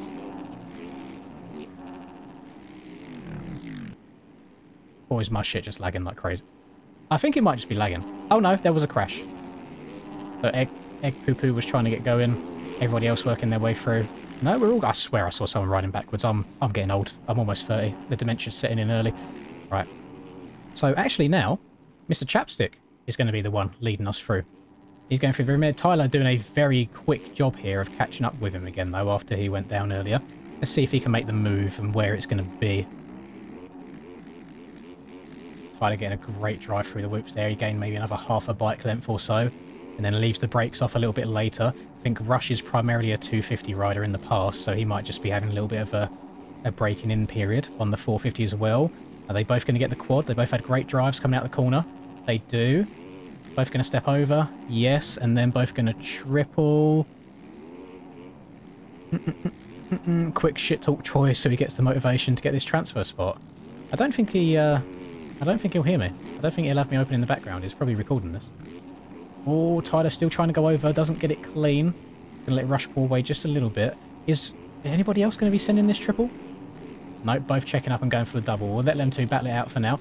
So you've got Dizzle still sat in third and not far behind either. Dizzle's having a good race so far. The Jan rocking in a cheeky P4. He has got 9 seconds worth of time over 9th place right now. So he has just has to keep it up on 2 wheels and he'll be finding his way through to the main event, no problem. J Will, AS and Braden all looking pretty racy with each other. Submac up here as well. Dorian coming through. Braden has cuts by the looks of it. So Braden is here. And Dorian's a good maybe like 4 seconds behind or so, but Dorian is ahead of him on cuts. So Braden needs to be careful about that, because right now it has got him in the last transfer spot. Ethan jumping his way past in this rhythm section. Love the team, by the way, the old Quiznos subs. I've only had 1 Quiznos sub in my entire life, but it was quite nice. Where I used to work, before my last job, the job before that, had a Quiznos directly opposite a Subway. So nothing like some good rivalry going on there. Porkchop hitting a cheeky little nose bonk. He's going to go down. Looks like Austin... And Jay Talon. I didn't expect Jay Talon to be struggling this much around here at all. I've got Moyd up here. KFC. What place is KFC's in 18th place? I got no idea. Unless somebody else is riding on KFC's account right now. This is very un-KFC-like. He is usually pretty damn quick. Maybe he's just having a bad day. Maybe he's more of an outdoors rider than a supercross rider. I've got no idea. But he's going to try and work his way around Eggshit in a second. He could also have cuts from missing out in turn 1 at the beginning of the race, so we have to keep that in mind. Got a good battle going on here. Did Troy drop down? I think Troy might have made a mistake, because that is not a huge gap anymore to the people that were quite far behind him. So Troy has definitely had his issues on this lap. Following around. There is still a battle raging for the lead, by the way. There's only a second time difference between Rush and Tyler. If we work our way up here to them. There you go. Rush barking his way through on the Elite X Jester machine. And rock round to the right. Are they going to do the same? Let's see how nicely these boys stay low over this. Chapstick going a bit long. Tyler hit an accidental oppo. He's going to go down. Does this have collisions? No collisions by the looks of it, which I think is probably a smart move. You don't want to get stuck into a wall. So good track rating decision right there from Aiden. Yeah, Tyler, I reckon his back end slid out on the face of that jump. So once it slid one way, kicked him back the other just as he took off, and then he wasn't able to bring it back and save it there. So Chap's going to extend his lead. We've got Dizzle still rocking a very close P3. AS up here on the NGS machine. Got the Jan rocking around in P5. He lost one spot last lap. Braden and J Will, very, very close to him. Let's see if Braden can make a pass here. It's nice having a couple of different people's skins. Well, I'm hoping that we'll get more and more skins sent our way before the end of the season. We're kind of blitzing his way through the whoops there. Braden matching his speed. Oh, Braden overjumped that triple in a little bit. Troy going to bust out the quad midsection. Gets away with it. Gets a nice triple into that corner as well. And because of that, he's got a better line and he's going to be... He hasn't quadded. I wonder what made him check up there. He definitely had enough speed to get up and over that. That's going to allow Braden to sneak up the inside of him. And we have got 2 laps left to go around this London circuit. Dorian is in P8 right now. Ethan is here in P9. This is your final transfer position that you're looking at. So at the moment, JS7, Froxy, Jay Talon, KFC's retired. He's at the rage quit in this moto as well. So we've had one rage quit in both heats so far. A few hot... Say hot, Jesus Christ, not that much of a nonce. I say some heavy contenders not going straight through the heat races, which does surprise me. I didn't think we'd have this many upsets at round 1. Bardol's going to work his way through. He's gone a lap down, so he's about to be a lap down. Rush had a 5-second lead. It's starting to come down. He might actually have cuts as well, because that does not look like a 4.7-second lead. Unless Rush made a bunch of mistakes in that first rhythm section, which can definitely cost you about 2 seconds. Tyler is on the charge. Now, realistically, first place here doesn't mean too much, because you still get a very, very good gate position. No idea why Tyler's lagging his booty cheeks off, though. Somebody check his download history. But what it would be nice for Tyler is to get that win is almost not an ego boost, but it just helps build the confidence as well. It lets your other competitors know that, hey, I'm the man today. I'm the fastest. Try and beat me. He almost quads out of there. I don't hate it. One thing that happened a lot on last year's DDC tracks was as the ruts form in the corner like this, and you can turn quicker because the ruts hold you rather than the corner being flat, they do allow you to sometimes hit a quad in that wasn't previously possible. So he tried pushing his luck there. Again, he knows that he's still making it through, no problem. It didn't quite work out for him. We'll see if in the main event, as that rut gets even deeper from the race being longer, we'll see if that line actually becomes viable, because you could make up a hell of a lot of time if you manage to get that. But having the sense to pull the trigger at the right time is going to be the difference maker. So Rush has had a good race here. Did not get the whole shot, however. He capitalised on Tyler's mistakes. He's going to go across the line in first. Tyler's then going to come through in second. And we've got a very solid ride there from Dizzle. I think he's going to be happy with that heat race performance. In third, Hard Dog is a lap down. So AS is going to be in fourth. Braden in fifth. The Jan in sixth. He's going to be making it straight through. We've got Dorian, made up some good time towards the back end of that race. Jay Will. And then Ethan is... I think Ethan's safe. Don't think there's any direct pressure. He might have some cuts. It says he's only a second in front of Wes, so we'll follow Wes over the line before we rule everybody else out. Ethan's going to go across at a 33.7. Wes hit that really nice. He doesn't get it. Nope. So Ethan is going to be your last transfer spot. So Wes, Submac, JS7, JC511, Froxy, Porkchop, J Talon, Eggshit, Austin, Moyd, KFC, and Hard Dog, all going to the LCQ. Decent heat race too there.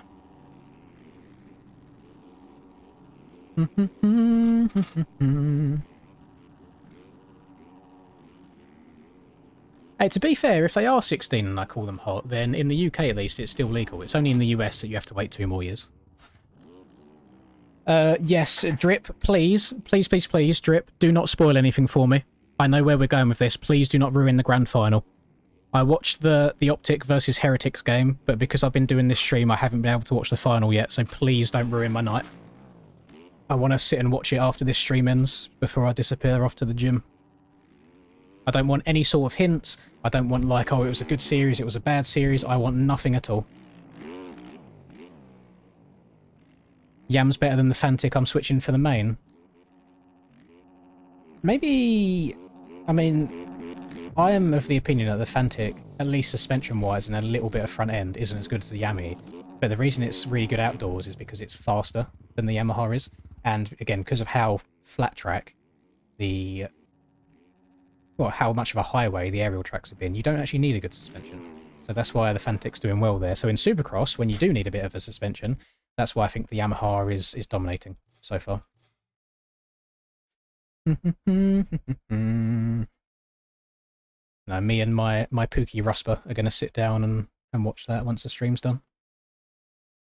Oh my god, Lewis is going ham now as well with the Instagram likes. Jesus. Chill, gamers.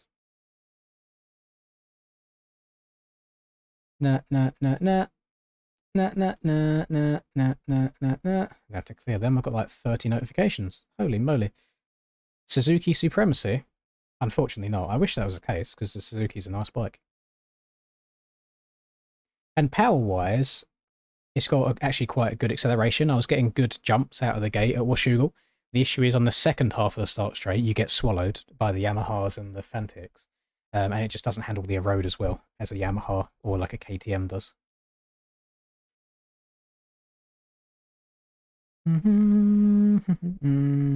How much for me to race the Honda 450 at the next aerial race? If you was to slide me a cheeky £50, not dollars, don't scumbag it, I will ride the Honda for next round of aerial. Where are we next, by the way? Where are we racing? What's after Washougal? Is it wait, Washougal's round 8. We've got an Ironman and we've got a Budds Creek. What's the other one that I'm missing?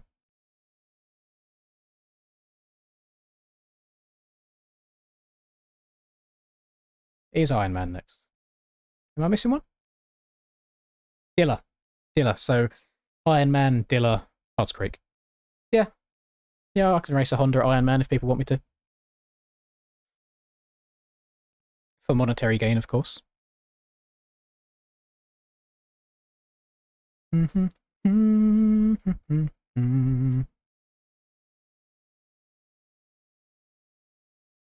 Greetings, Ruspa. Hey, you asked how much. I just gave you a number. I didn't say you had to do it. I'm just saying that if people wanted me to, that would be the case.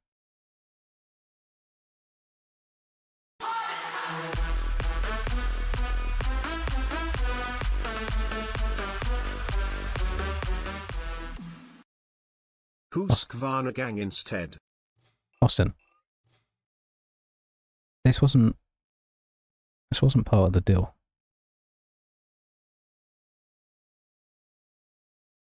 Can I show you why the Husky's a really bad idea? Thank you, by the way. I'm just trying to make this a bit at this point. Hang on. I guess I'm riding the Husky next week, which is going to be interesting. I haven't tried it properly outdoors, but I'm going to tell you, thank you again, Austin, absolutely W moment. Praise be to the man. LCQ is up. Give me just 1 second, Aiden. I just want to prove a point. It'll literally take me 1 minute. It'll take me 1 minute. Thank you for letting me know. So, 1 litre of fuel. I'm on the Husky. Go to track. Right. Just witness the difference that you're about to see. So, going to set my marker here. We are going to send this jump as far as we can to. Good exit. Good gear shift. Send it. I land on top of it. Now. Notice where I landed. Front end barely made it, back wheel didn't. It bounced me up to the sky. Now. Fantic, the bike that everyone's currently riding in aerial. And bearing in mind, the Husky that I just rode has a Supercross suspension on it, so it specifically makes you jump far to be able to clear rhythms. Wait for it. You would have to send me another 100 for me to ride the TM, because I don't think I would even qualify. And that's not me just trying to squeeze every cent out of you that I can do. If anybody's actually given the TM 450 a proper go, you will all realise how absolute arse cheeks it is. So, 1 litre of fuel. Stock, by the way. Stock suspension. Same rear tyre. On the Fantic. Decent exit. Decent gear shift. Fuck, I landed in the same place. Right. I done that in my video earlier, and the... Okay, so I had a suspension on the Fantic earlier, so suspension does just change things. Shit. Alright guys, thanks for watching. I'll catch you next time.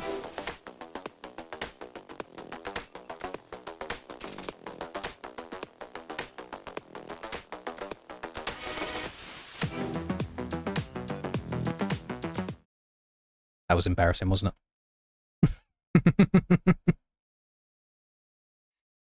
God damn it. So clearly suspension does matter when it comes to clearing triples like that, because the Fantic with a suspension on it overjumps that triple, which is quite gross.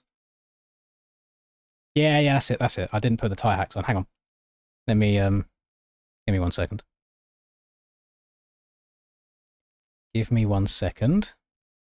The Dark MX Bikes menu is just a mod called Dark UI on MXB mods. Right, if I tab out real quick, minimize the... How do I need to get my desktop up? I can't, because it still says... God damn it, I hate MX Bikes and the priority that it takes. Can't do it. What if I drag this over... Ah, here we go. Right. Desktop. So. Or did I clean it off my desktop? I might have. It don't matter. Ignore me. I was trying to do a bit. Unless I can do desktop here. Oh no, I must have cleaned it all up. Basically, for the longest time now, I must have deleted it at some point just to make my desktop look neater. I had a notepad file on my desktop that just said, like, tyre hacks. Just a notepad file called tyre hacks, and that was it. And I was waiting for somebody to mention it just so I can open it. And it's literally blank and it just says, haha, scammed. Because I remember back when there was a bunch of drama that people thought everyone was cheating and people would ask for tyre hacks, I would send them that notepad file and inside it would just be me being like, skill issue or something like that.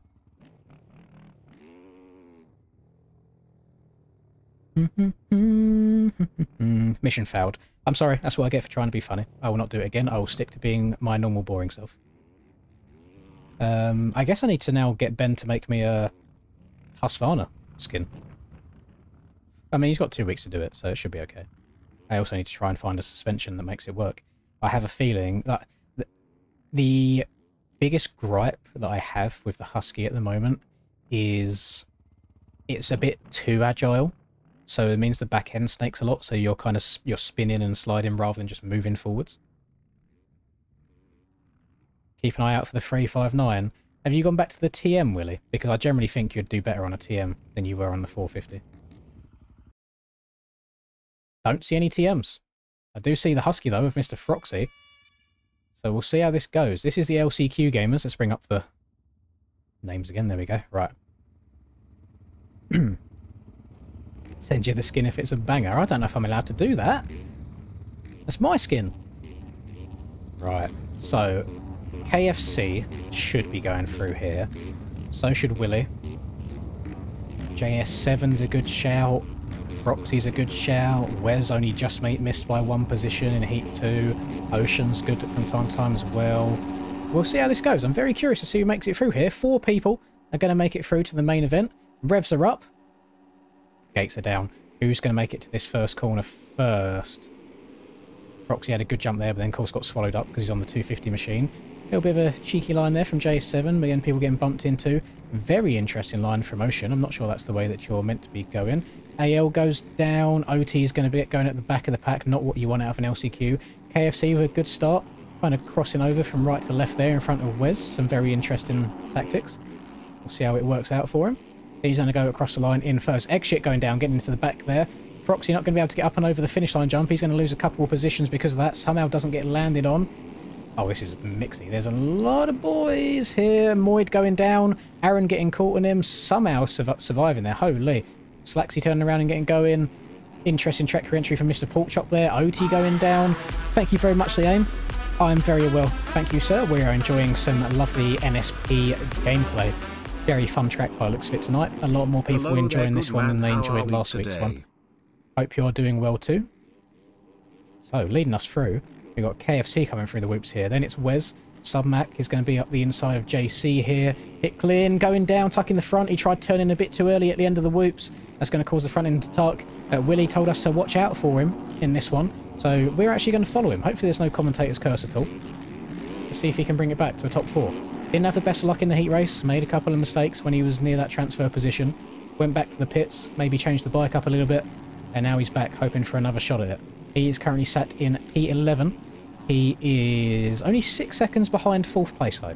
So not too much time to ask for. We have 4:20 just blaze it plus 1 lap to go. And we'll see what he can do. JS7 going down facing the wrong way. Hard Dog getting into him as well. Not able to avoid it. That's going to give Willie 2 more positions. Moving him from 11th up until 9th. Eggshit messing up. Willie's going to try and get the inside. And nope, Eggshit manages to triple out rather than double. So he pulls away just a little bit again. Not getting the triple in though. Willie's going to gain another 2 positions there. Gets the midsection quad. Anybody going over for this triple? Double, double, double, double. Big triple from JS7. Comes up a little bit short though. So the 2 passes he did make he's going to lose. And he actually loses 1 extra as Froxy steps up past him at the end of the corner there. So far we have got Wes out in front. Wes must be enjoying himself so far. We've then got Submac in P2 going down. KFC was in the lead. He must have made some sort of mistake. He was in 4th. He's now made his way back up to 2nd. Submac getting a bit of whiskey throttle there. Almost going across into the side of Willie on the exit of that corner. Willie has now made his way up into P6. So from 11th up to 6th in the place of 1 lap. He goes up the inside. Very respectful there. These two keeping it nice side-by-side action. Not getting dirty at all. Although we still have 3 minutes plus 1 lap to go. Anything could change. Willie coming up a bit short there. He's going to get a bad run through these whoops. That's going to cost him a couple of bike lamps by the end of it. So he's going to be rocking around in 5th. He needs 2 seconds to get that 4th and final transfer spot. Ocean and Eggshit getting to get together. Ocean hitting the rage quit button. He's had enough for tonight. OT coming through here. Porkchop. Austin, Hard Dogs here. Moid and Al getting into the whoops into each other. Aaron's coming through. So is Slaxy. Jay Talon as well back here. Not having an amazing race for him. Going back up to the front. Wes is about to get tripled past. KFC going up the inside. Can only go on-off. Wes goes over. Triples into the corner. Gains a little bit of time back. Although he did go all the way around the outside going into that section, which did give up the time that he had to begin with.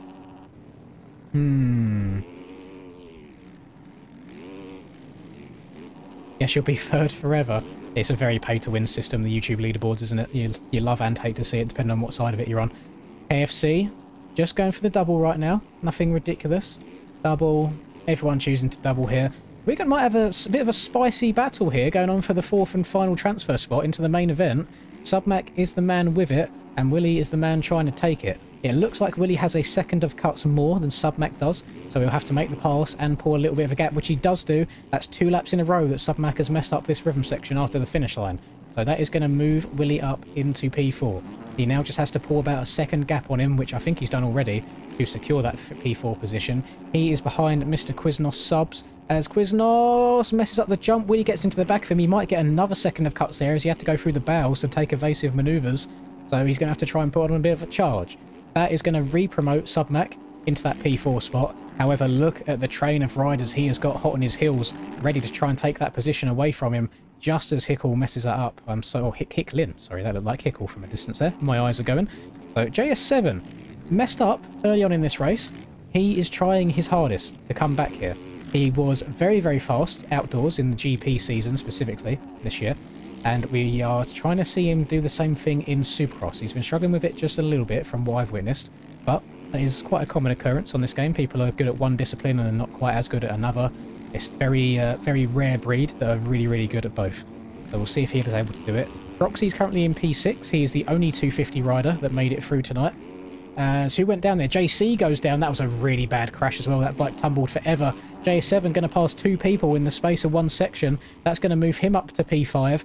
So now he's going to have to try and catch up with Submac as well. Because Willie, currently in P3, Wes in P2, KFC at the front of these guys in P1. We are going to have 2 laps left to go. KFC is going to cross the line with only 16 seconds left on the timer.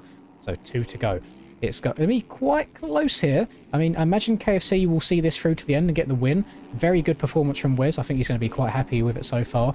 Willie doing what he said he was going to do. He's in a good transfer spot at the moment, and he's put enough time between himself and Submac so the cuts don't come into play.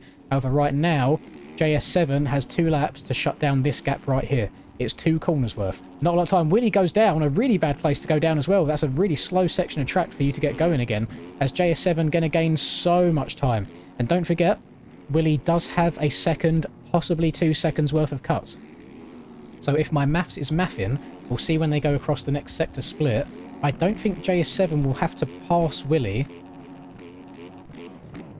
He doesn't have to pass Willie. Look at the time on the left side of your screen. 7.3 seconds compared to 7.6. So JS7 just has to try and sit as close to the backside of Willie as possible, and he will get that final transfer spot. So that means this man right here has to twist the grip. He has to go for it. He can't just rest on his laurels. He can't just sit here in P4th thinking that he's got it done. And if my memory serves me right, I don't know if he's got anybody watching in Discord with him to tell him this, he doesn't run max HUD. At least I don't think he runs max HUD. At least when I've been watching the qualifying, he hasn't had much on there. So I don't know if he's going to be able to see the fact that he's got cuts. Well, no, Willie does run max HUD. It's Ashton that I'm thinking of. Ashton doesn't run anything on his screen. So Willie should know that. So he's going to have to try and put on a bit of a charge. He's currently got a 10th to play with. He is going to overtake Submac and try and get a bit of clear space in front of him. Goes up the inside. An aggressive move, but not a dirty move, which is what we like to see. He still left Submac a bit of time to break there. Didn't give him no room whatsoever. Wes is right on the booty cheese of KFC's. So nice. He was actually...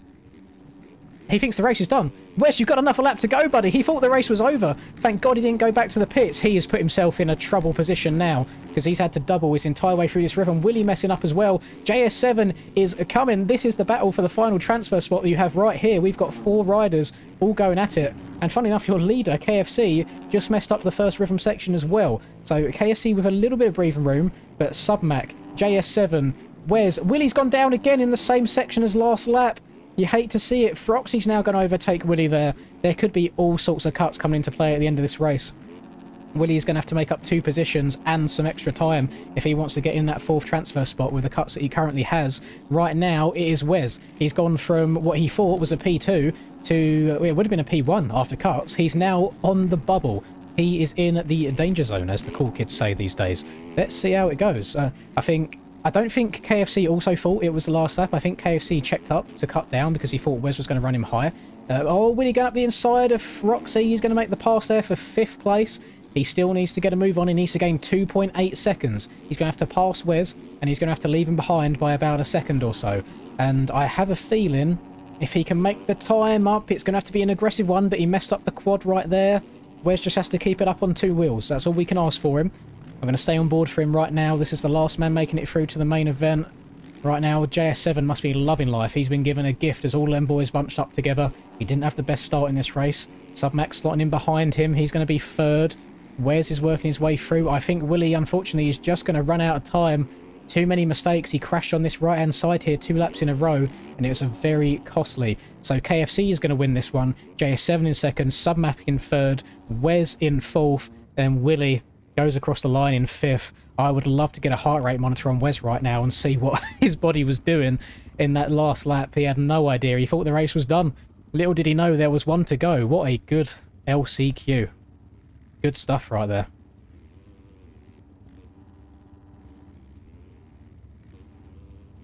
No, I can't trash talk Troy just for the content.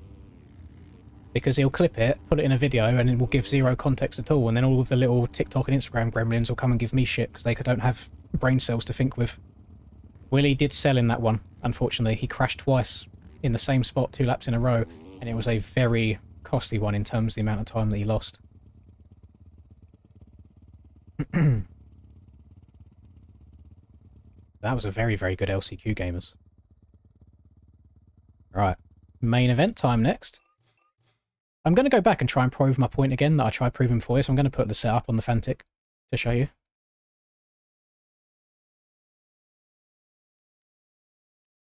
The mechanic Splash not very happy with his rider's performance there. Fortunately, he does still have BW Dub going through to the main event.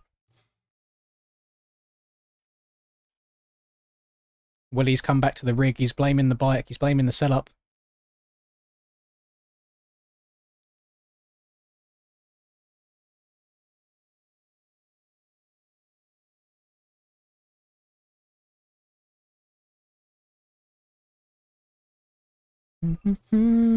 Right, so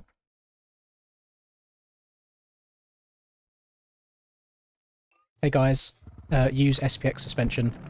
My name is Troy. La la la.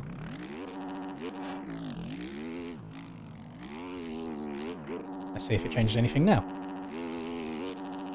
Oh, yeah, look how much further I went. Just with a cheeky little setup on compared to running it completely stock. But yeah, still further than the Husky got me with a setup. So thank you, Austin, for bringing me into a world of pain and suffering next aerial round, making me ride the Husky. I mean, we've got 3 rounds left. Maybe I'll just ride something weird each week. I'll see next round. Maybe a Honda after that.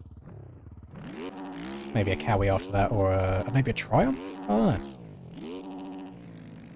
I kind of want to ride a Gas again, if I can find a good Gas setup.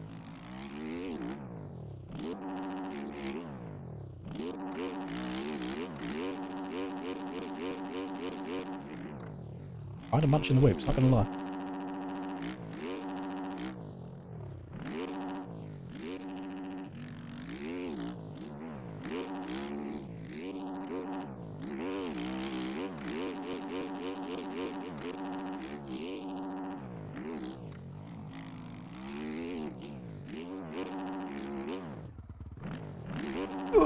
I came up short. I think I was on a pretty damn good lap there up until that point. Use Lins 4 to get 4 free SPX sales. No, but you should use code Lins 4 when pre-ordering Motocross the game, so I get a cheeky little commission from that. And you should also use MXPR_Lins 15 for FXR discounts, because I get a commission on that. And you should also just use code Lins on G Fuel, because I get a commission on that. And that is all my commission codes at the moment. And you should also like, and you should also subscribe. And you should also follow me on Instagram, and you should also follow me on TikTok. And you should also subscribe to my OnlyFans, and also get my Patreon. And buy all of my merch. Buy a mousepad. I'm sure if you look down in front of you right now, and you move all of your cans to the side, you'll see that your mousepad has quite a lot of dead skin on it. It needs a little bit of rejuvenation. If you go to the Lins merch shop, you get a nice mousepad in there, motocross themed as well. A nice design made by Mr. Dirtbike Dan from FXR Game Time for all of you to enjoy. And with a cheeky little purchase, you do directly send me all of your government details, including your full name and address. So then I appear at your house wearing nothing but a pair of goggles. So, I mean, it's good value for money. Main is up. Thank you, Mr. Host. Let's hop in there.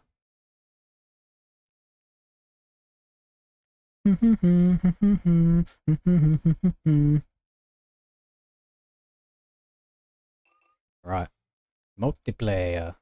NSP. Spectate.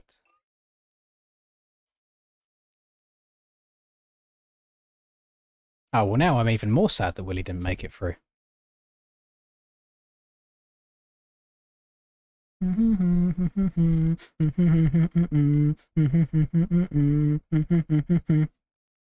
Tell me that I'm the one and that you love me too. Get it, don't come for free. I know you're waiting for. Oh, what do you mean I have to? Oh God, hang on. What's my? I need to try and sign into my fourth wall account. I can't remember what the login is. Sign in for YouTube. Oh yes, I haven't got to do a password. Nice, nice. Shameless plug. This is the merch, by the way. You can get. I actually designed this "Take It Outdoors" T-shirt. I drew the tracks, and then I also made my little Pointy Boys logo. You can get yourself a nice little tee with all of the 2024 outdoors track maps on the back if you want to. You can get yourself a little polo if you like rocking up to the golf course. You got the mouse pad right here. I've been told that it is fairly big. So if you're an FPS gamer, you like swiping your mouse from side to side, you can rock the mouse pad. Nice little Supercross track design on it. We've also got someone that, quite funnily enough, looks a lot like Kelso. And that's not even like a diss or anything. He generally does look like Kelso. Modelling my jumper for me as well. We've got another little do-do-do. You see the spelling of do-do-do through the whoops with the little Pointy Boys logo as well. We've got a black polo. We've got beanies. We've got hats. We've got Kelso lookalike number 2 again, rocking the jumper. And then I ran out of ideas. So I feel like I probably need to make some more and get Linda to make me some stuff as well. There you go. Shameless plug. I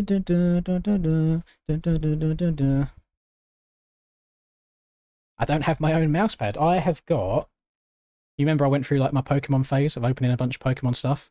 I've got about 5 play mats that can be used as mouse pads just sitting ready to go. So my one right now is probably about that long. I mean, just barely fitting inside the camera length. And yeah, it's a Pokemon one right now. So I've got a backlog of them to go through. Lower my prices, but the issue is when it comes to merch, you forget that the people that host the website and make the stuff and ship the stuff all take percentages as well. So I could lower it to like 20, but then I make like $1 per sale, so there's almost no point in doing it at all. Whilst that might sound really money hungry, that is just a pure fact. And if anybody says anything different to that, I'm sorry, they are just lying to you.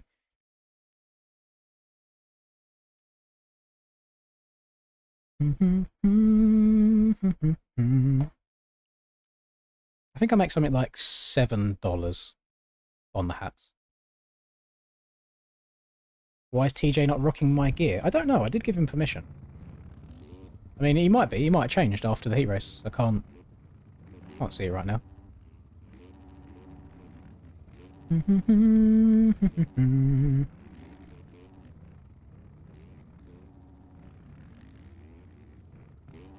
Favourite food? I am a pizza slut.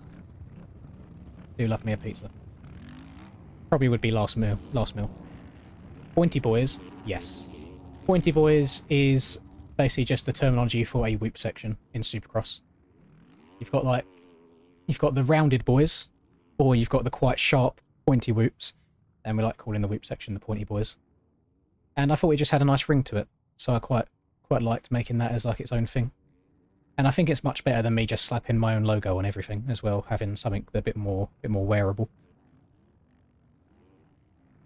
Splash is getting me a Lynn's t-shirt if I win, he said. Ah, well, I do already have Brock's full name and address because he bought a mousepad from me previously.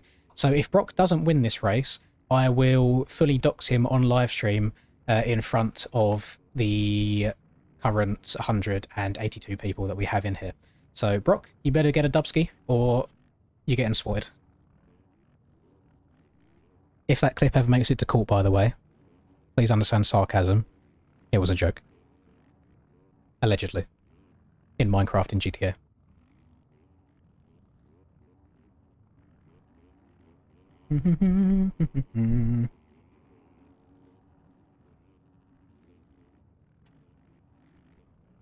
Right.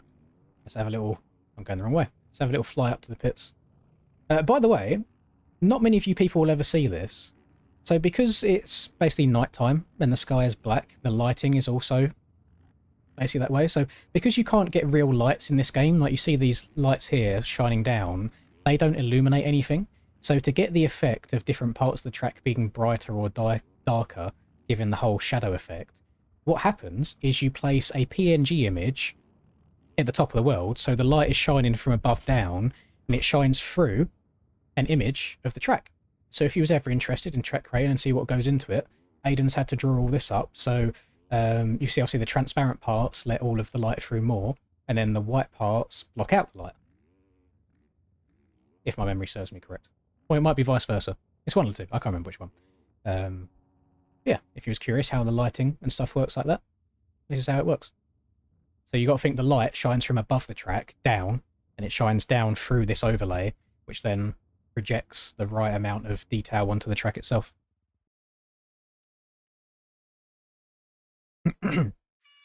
Listen, Willie, I mean, all I'm saying is Wes made it through. Wes made it through the racing. He done exactly what he needed to do. I have your government details. Oh, let me look. Let me look.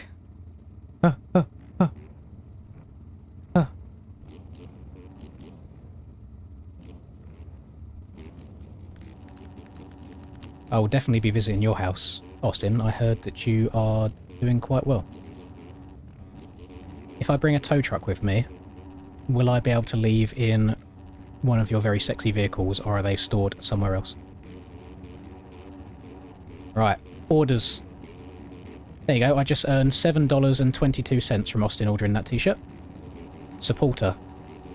Austin, shipping address. View shipping address. Oh my god, he lives in the US! Oh! Right. Gates up. Not gates up. Revs up, gates down. Let's go, gamers. Let's get into it. Who's it going to be into the first turn? Ethan had a... Oh my... I'm hoping there was a bit of lag there. If not, someone just absolutely yeeted to the next planet. That was insane. Right. It looked like it was Ethan got the whole shot. He did on the zero machine. Cam got a very, very good start. And it doesn't look like any of his immediate competitors did. Tyler's down a bit bad. Brock's down a bit bad. Rush is up here, though. Rush was in P4 when I saw him. There he is, Mr. Chapstick in P4. Cam going up the inside of Ethan early on, though. Gets into the lead. He now has a clear track in front of him. So he needs to go full Cameron box beast mode engage and try and pull away. Unless he tries going too fast and makes a couple of mistakes. It's going to be a bit steezy. This might be a good place to get the old steezometer out. We've got Brock up here with KFC. Submac going down. Where is the J? Where is Tyler? Troy's here. What? Oh my... Tyler's in last place. Not the start of the race that the red plate #1 holder. The #1 plate, red plate holder person with the plate and the red and the #1 and winning the last championship and the #1 and the plate of the red is in last. So Cam never takes off the Santa hat. He's rocking the blue hair on the mullet today for some reason. He is rocking around the track in P1 and already putting out a nice gap. Rush going down. I'm not sure if he and Neon got together there or if Rush just made a mistake. But he goes down. He gives up second place. Neon's made a couple of passes early. Cam's made a mistake. Commentator's curse. I said he just needs to ride without messing up too much. What did he do? Surely he's not tried quadding mid already. He tried quadding it. Did he come up short on the jump before? Did he go long? He landed way too deep in the pocket there to be quadding that. Oh, what a silly mistake to make. There's just no need to go for it either. Luckily, he is still in first. There is all sorts of drama happening behind him. Look how bunched up everybody is. Rush going down again. I think he's making collisions with people. That looked like he got flung off to the side. Neon going down. Ethan going down. There's like 7 people in the same corner. Rush being smart and tucking up the inside of everybody. I mean, this is going to do nothing but help Tyler, to be honest. Although Tyler is still in last place. Not able to make any passes yet. Never mind. He's in P21. He's made 1 move. I want to try and follow Tyler around for a little bit here. See what he can do. Because I do believe this track has more opportunity for making up time than last week's one did. You have to nail your marks, get it right. Although it's difficult when you want to try and quad into rhythm sections and you have 2 people in the berm right in front of you. He does get the quad in, though. Oh, he just gets unlucky again. He hits J Will's bike. There was nowhere he could go. The Jan's struggling back here. I think him and Wes just got together. Troy going all kinds of the wrong direction. You can't park there, sir. Pop a 180 and go the other way. So he's going to get going. So Tyler's made about 4 passes, but he has got a long, long way to go the rest of this race. And we're only 3 minutes deep into this. What an exciting one so far. So Cam has regained. He's back up into the lead. He's got a nice 5-second gap. Let's just watch to see if he does a similar sort of thing again. So I can tell you right now how he downsides it if he should go for it. No. He still went for it. Oh, he tagged the back end. He was so close there. Ooh. And then KFC's up into second. Neon's in third. Chapstick coming back through, makes the pass there on Ethan. Neon and KFC getting together. Everybody going for the quad in. Yep, nice. Ethan doesn't, though. That allows Braden to catch up a little bit. Brock's made a lot of passes here on the opening couple of laps.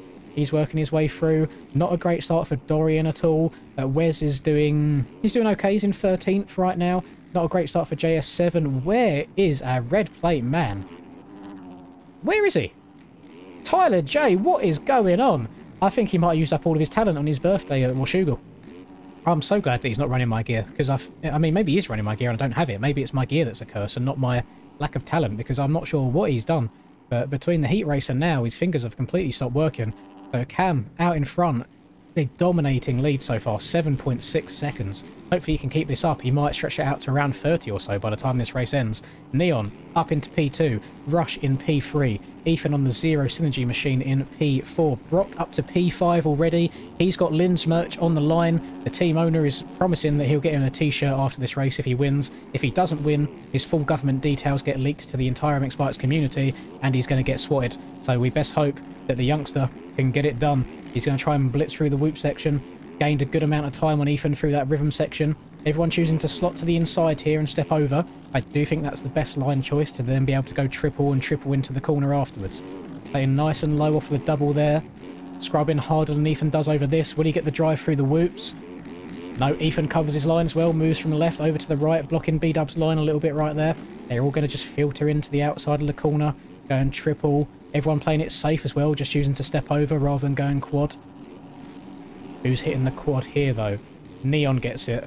Rush doesn't. Ethan doesn't. Brock does. Gains another couple of bike lengths. Gets the step over clean. Ethan comes up a bit short. Gets sketchy. Tries to rejoin the track to the best of his ability. I think he is going to get cuts for that low. There's not really anything he can do about it. Unless he pops a full 180 and goes backwards to get on where he came off.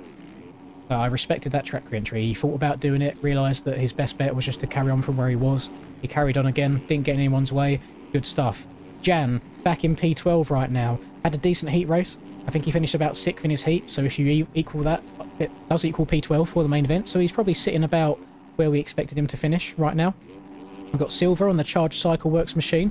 He's up here in 13th. Tyler finally making some time up.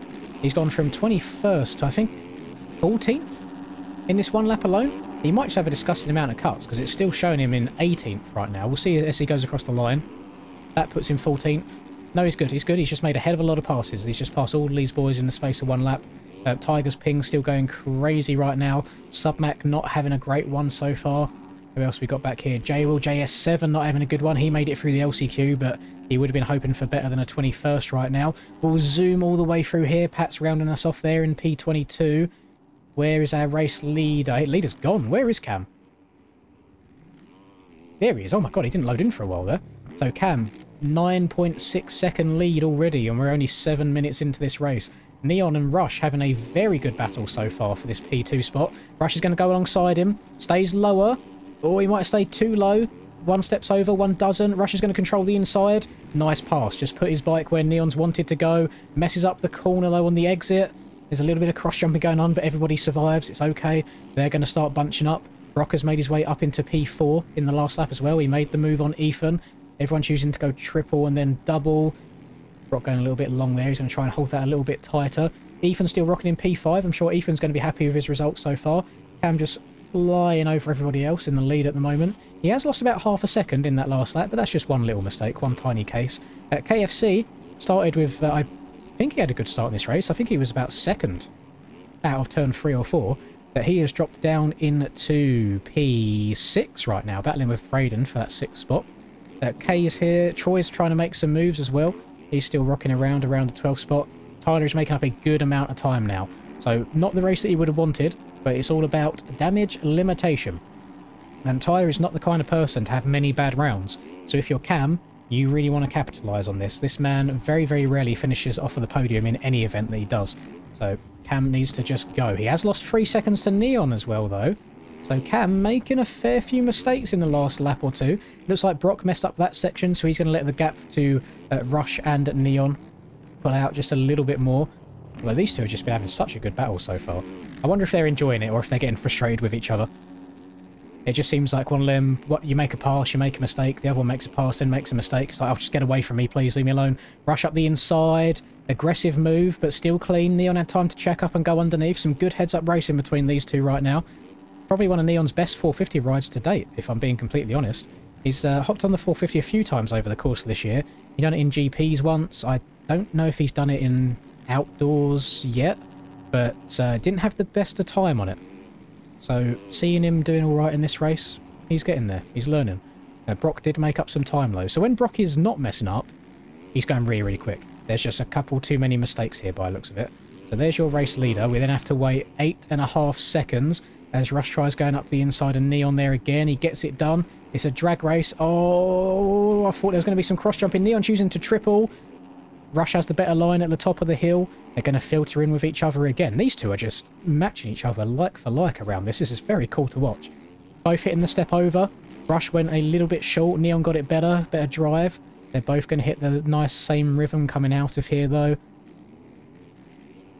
Let's try and watch any other battles that we got going on right now. Everyone's just seems to be just a tiny bit spread out. Tyler has made the move on Troy. That moves Tyler up to P11. That keeps Troy in P12. And now Tyler's on the back of Mr. Squeaky Brakes himself, Mr. Dorian Marrott. Let's be quiet and listen to the brakes for a second. Squeaking them in the air of every single jump. So, Tyler's going to try and push. And looking at timing right now, Tyler can easily get it up to 8th. Once he clears 8th place, he's going to have a bit of a gap, about 6 seconds of clear track in front of him to get to the next group of riders.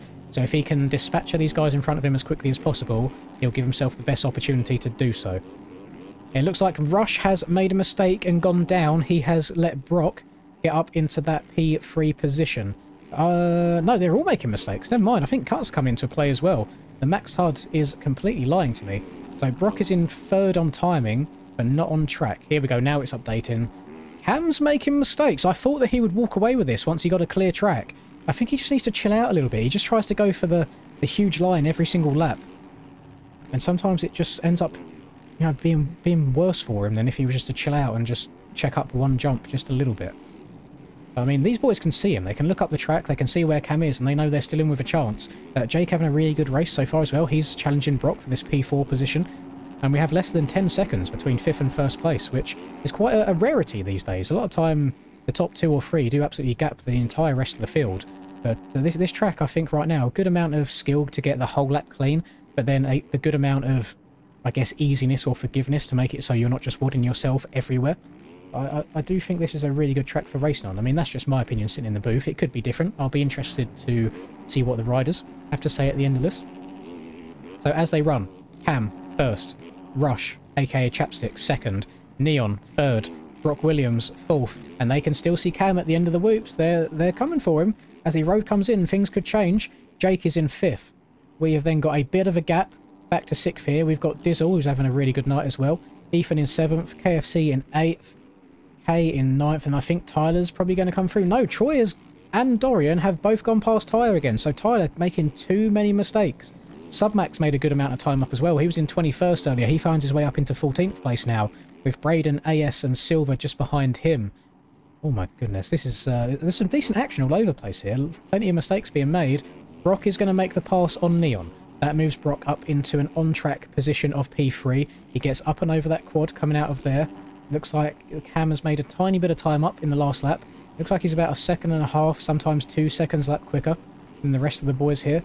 I'm seeing a little bit of server flickering. Some of these boys flicker in and out. I'm hoping that the server doesn't die on us.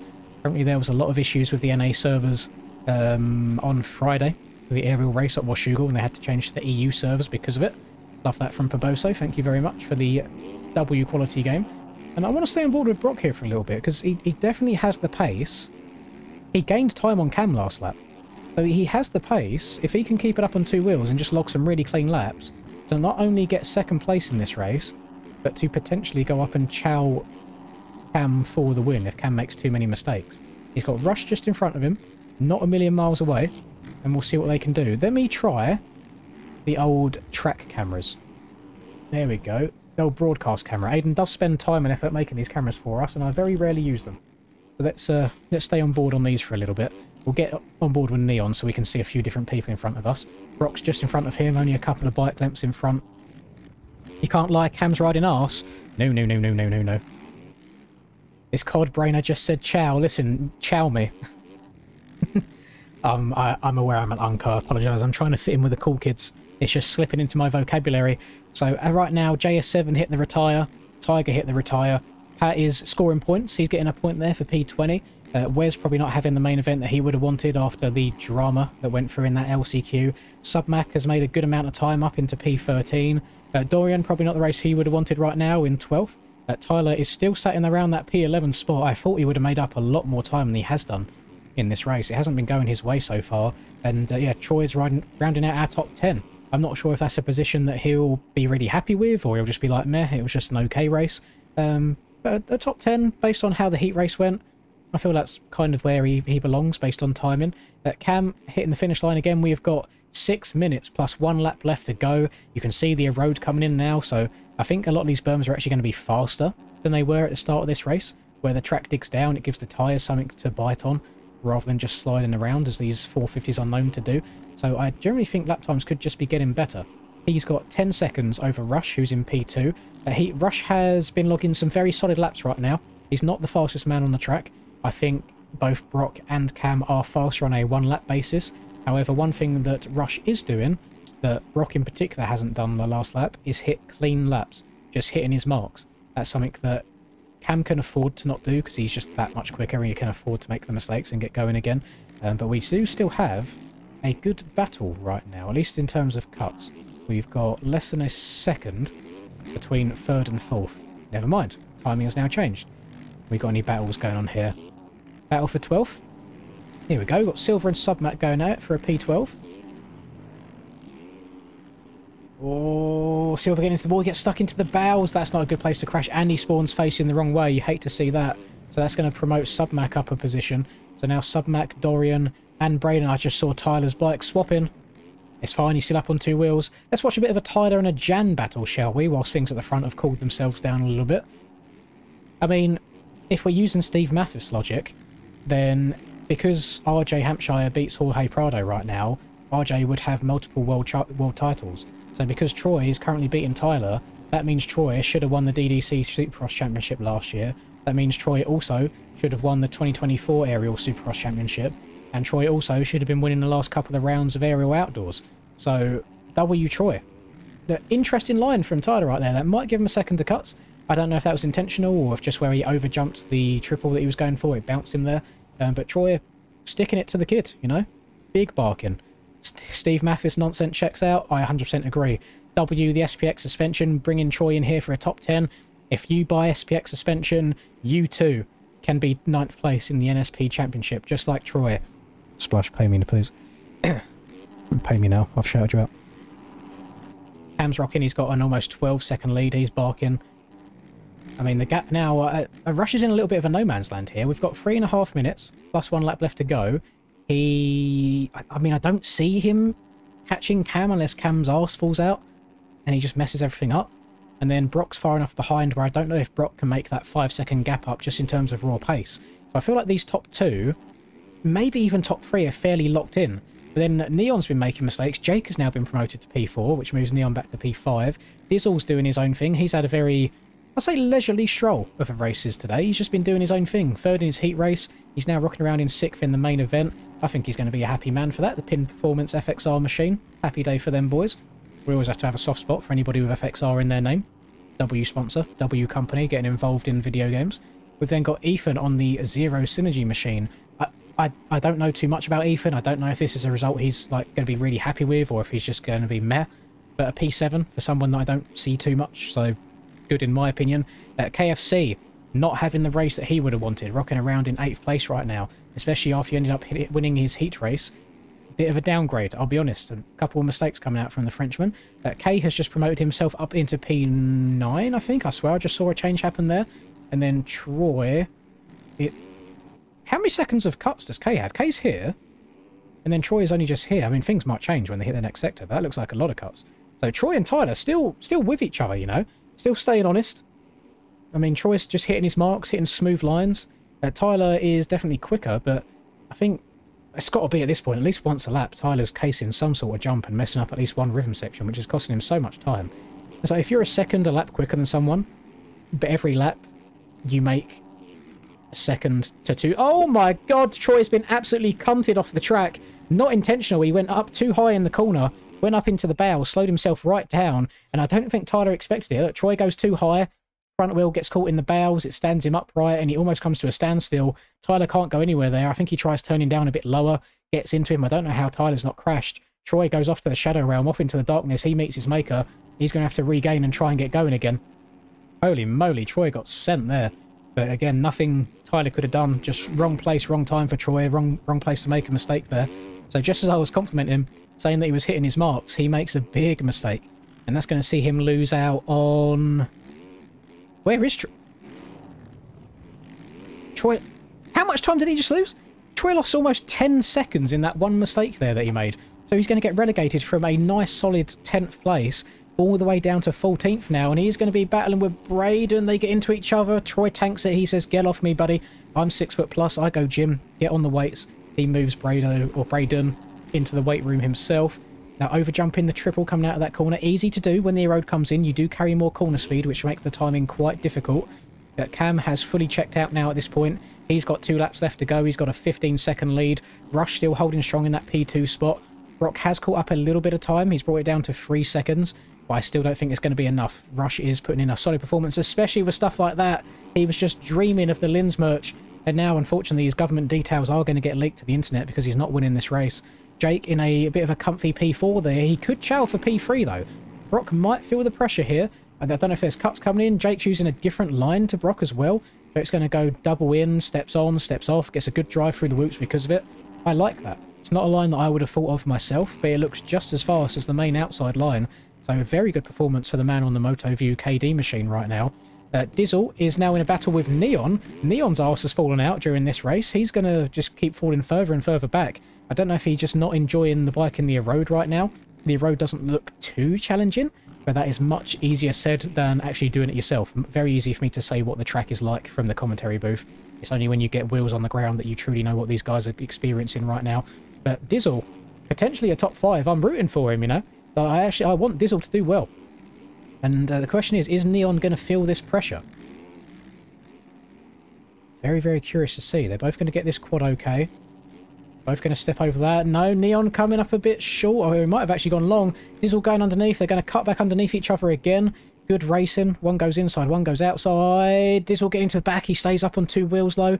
Let me quickly check in with this Jake and Brock battle. Still about the same there. We're going to go back to these two. Actually, there's a battle going on now between K and KFC. Although there is a second of cuts involved here. Tyler still rocking around in 10th place. He's going to try and see if he can make a move on KFC right now. Again, not the night that Tyler would have wanted. He's 52 seconds behind the lead. Not ideal at all. Let's follow these guys. It's the last lap right now. We could sit on board with Cam for the whole lap. But that would be a little bit boring. Let's be honest. He's got it in the bag. Rush has got... I was about to say Rush has got P2 in the bag. He makes a mistake. Can he get into a good rhythm again? Paces the double in. Brock's on his tail. Brock could be sniffing a P2 here on the last lap. Never mind, Brock choked as well. So that's going to allow Rush to pull away. Brock had the opportunity there of a lifetime, but unfortunately he squandered it. He's now got Jake all over his booty cheeks. I don't know why I'm squeaking the duck in my hand whilst I'm commentating. I apologise. It's stressful business. I feel like I haven't shut up for the last 20 minutes in a row. Jake getting a bit steezy over the tunnel jump here. He's trying to save as much time as possible as Brock eats absolute shit through the whoops. He's going to go down. Let's try and rewind it and see where it went wrong. It looked like he was going straight to begin with. Where did it start kicking out? Not a good look for the SPX suspension, guys.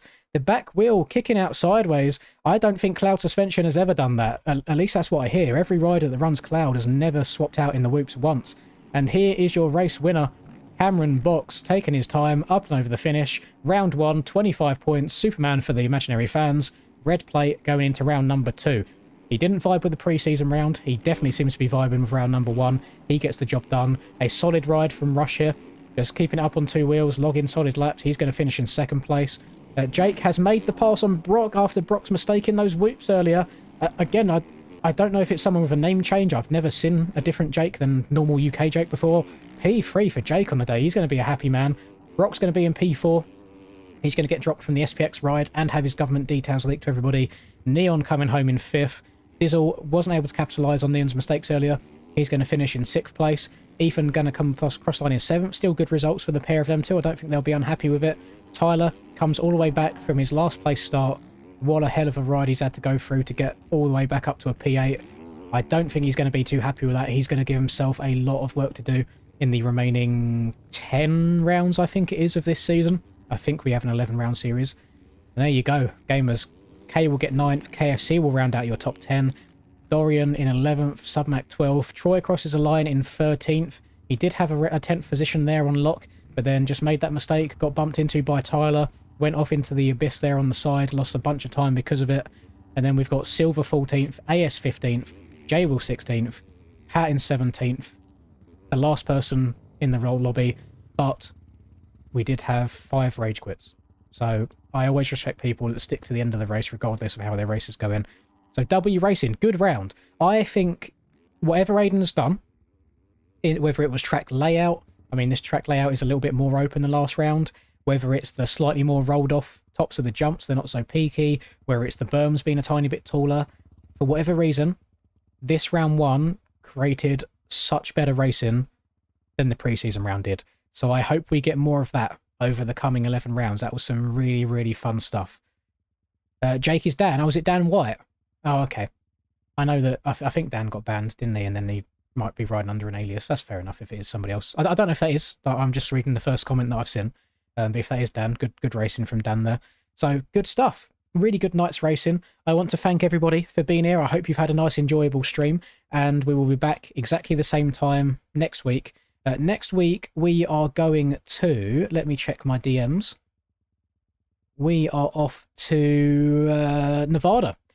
We are off to Las Vegas. So we had London for this one. We're off to Las Vegas for the next one at the Las Vegas Motor Speedway for some more SMX action. So hope you'll all enjoy it. Hope it will be a good time. I appreciate you all joining me here today as I try and get some more commentating experience under my belt. And I'm going to love and leave all of you.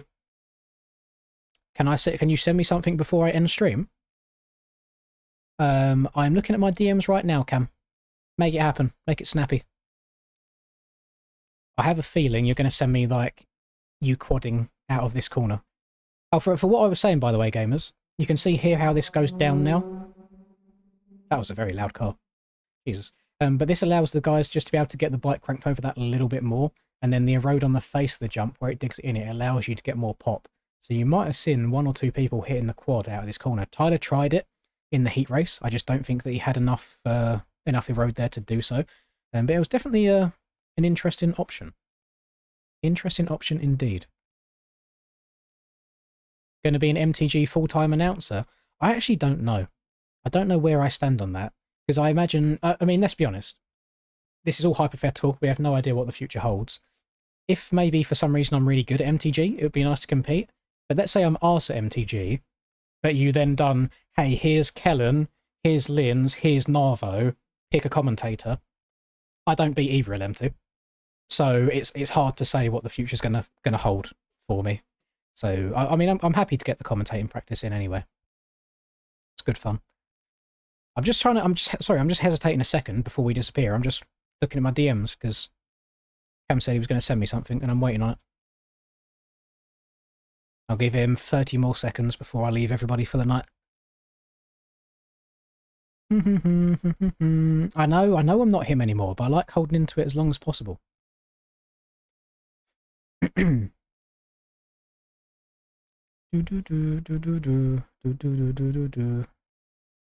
backflip was Aura. I don't remember it. I don't think I remember seeing a backflip, Cam.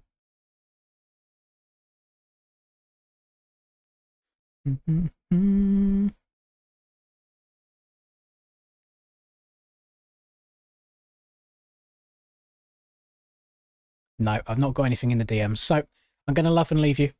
I appreciate you all again. Fun night of racing. Thank you, Aiden, for making that track for us. But I'm completely just giving you shit splash. It wasn't a serious comment about the suspension. Like it was purely for fun. I mean, I run SPX suspension and it goes through the whoops okay. It's just purely Brock being poo at the game. That's what we can put it down to. It's in the DMs. Oh, hang on. Let me just proofread it. Oh, you backflipped up to before the finish. How did you get... I don't know how you got the rotation there. I mean, a full screen. This was the last thing that I'll show before I go. This is Cam hitting a celebratory backflip. You didn't pull until the bike had left the ground. It's like you don't start leaning backwards until, like, here. I don't know how you've got the rotation for that. There you go, a little celebration backflip for everybody. The things you can do when you've got a 23-second lead. So, yeah, sorry for that. Thank you, everybody. Love you all. Thank you for watching, and good night.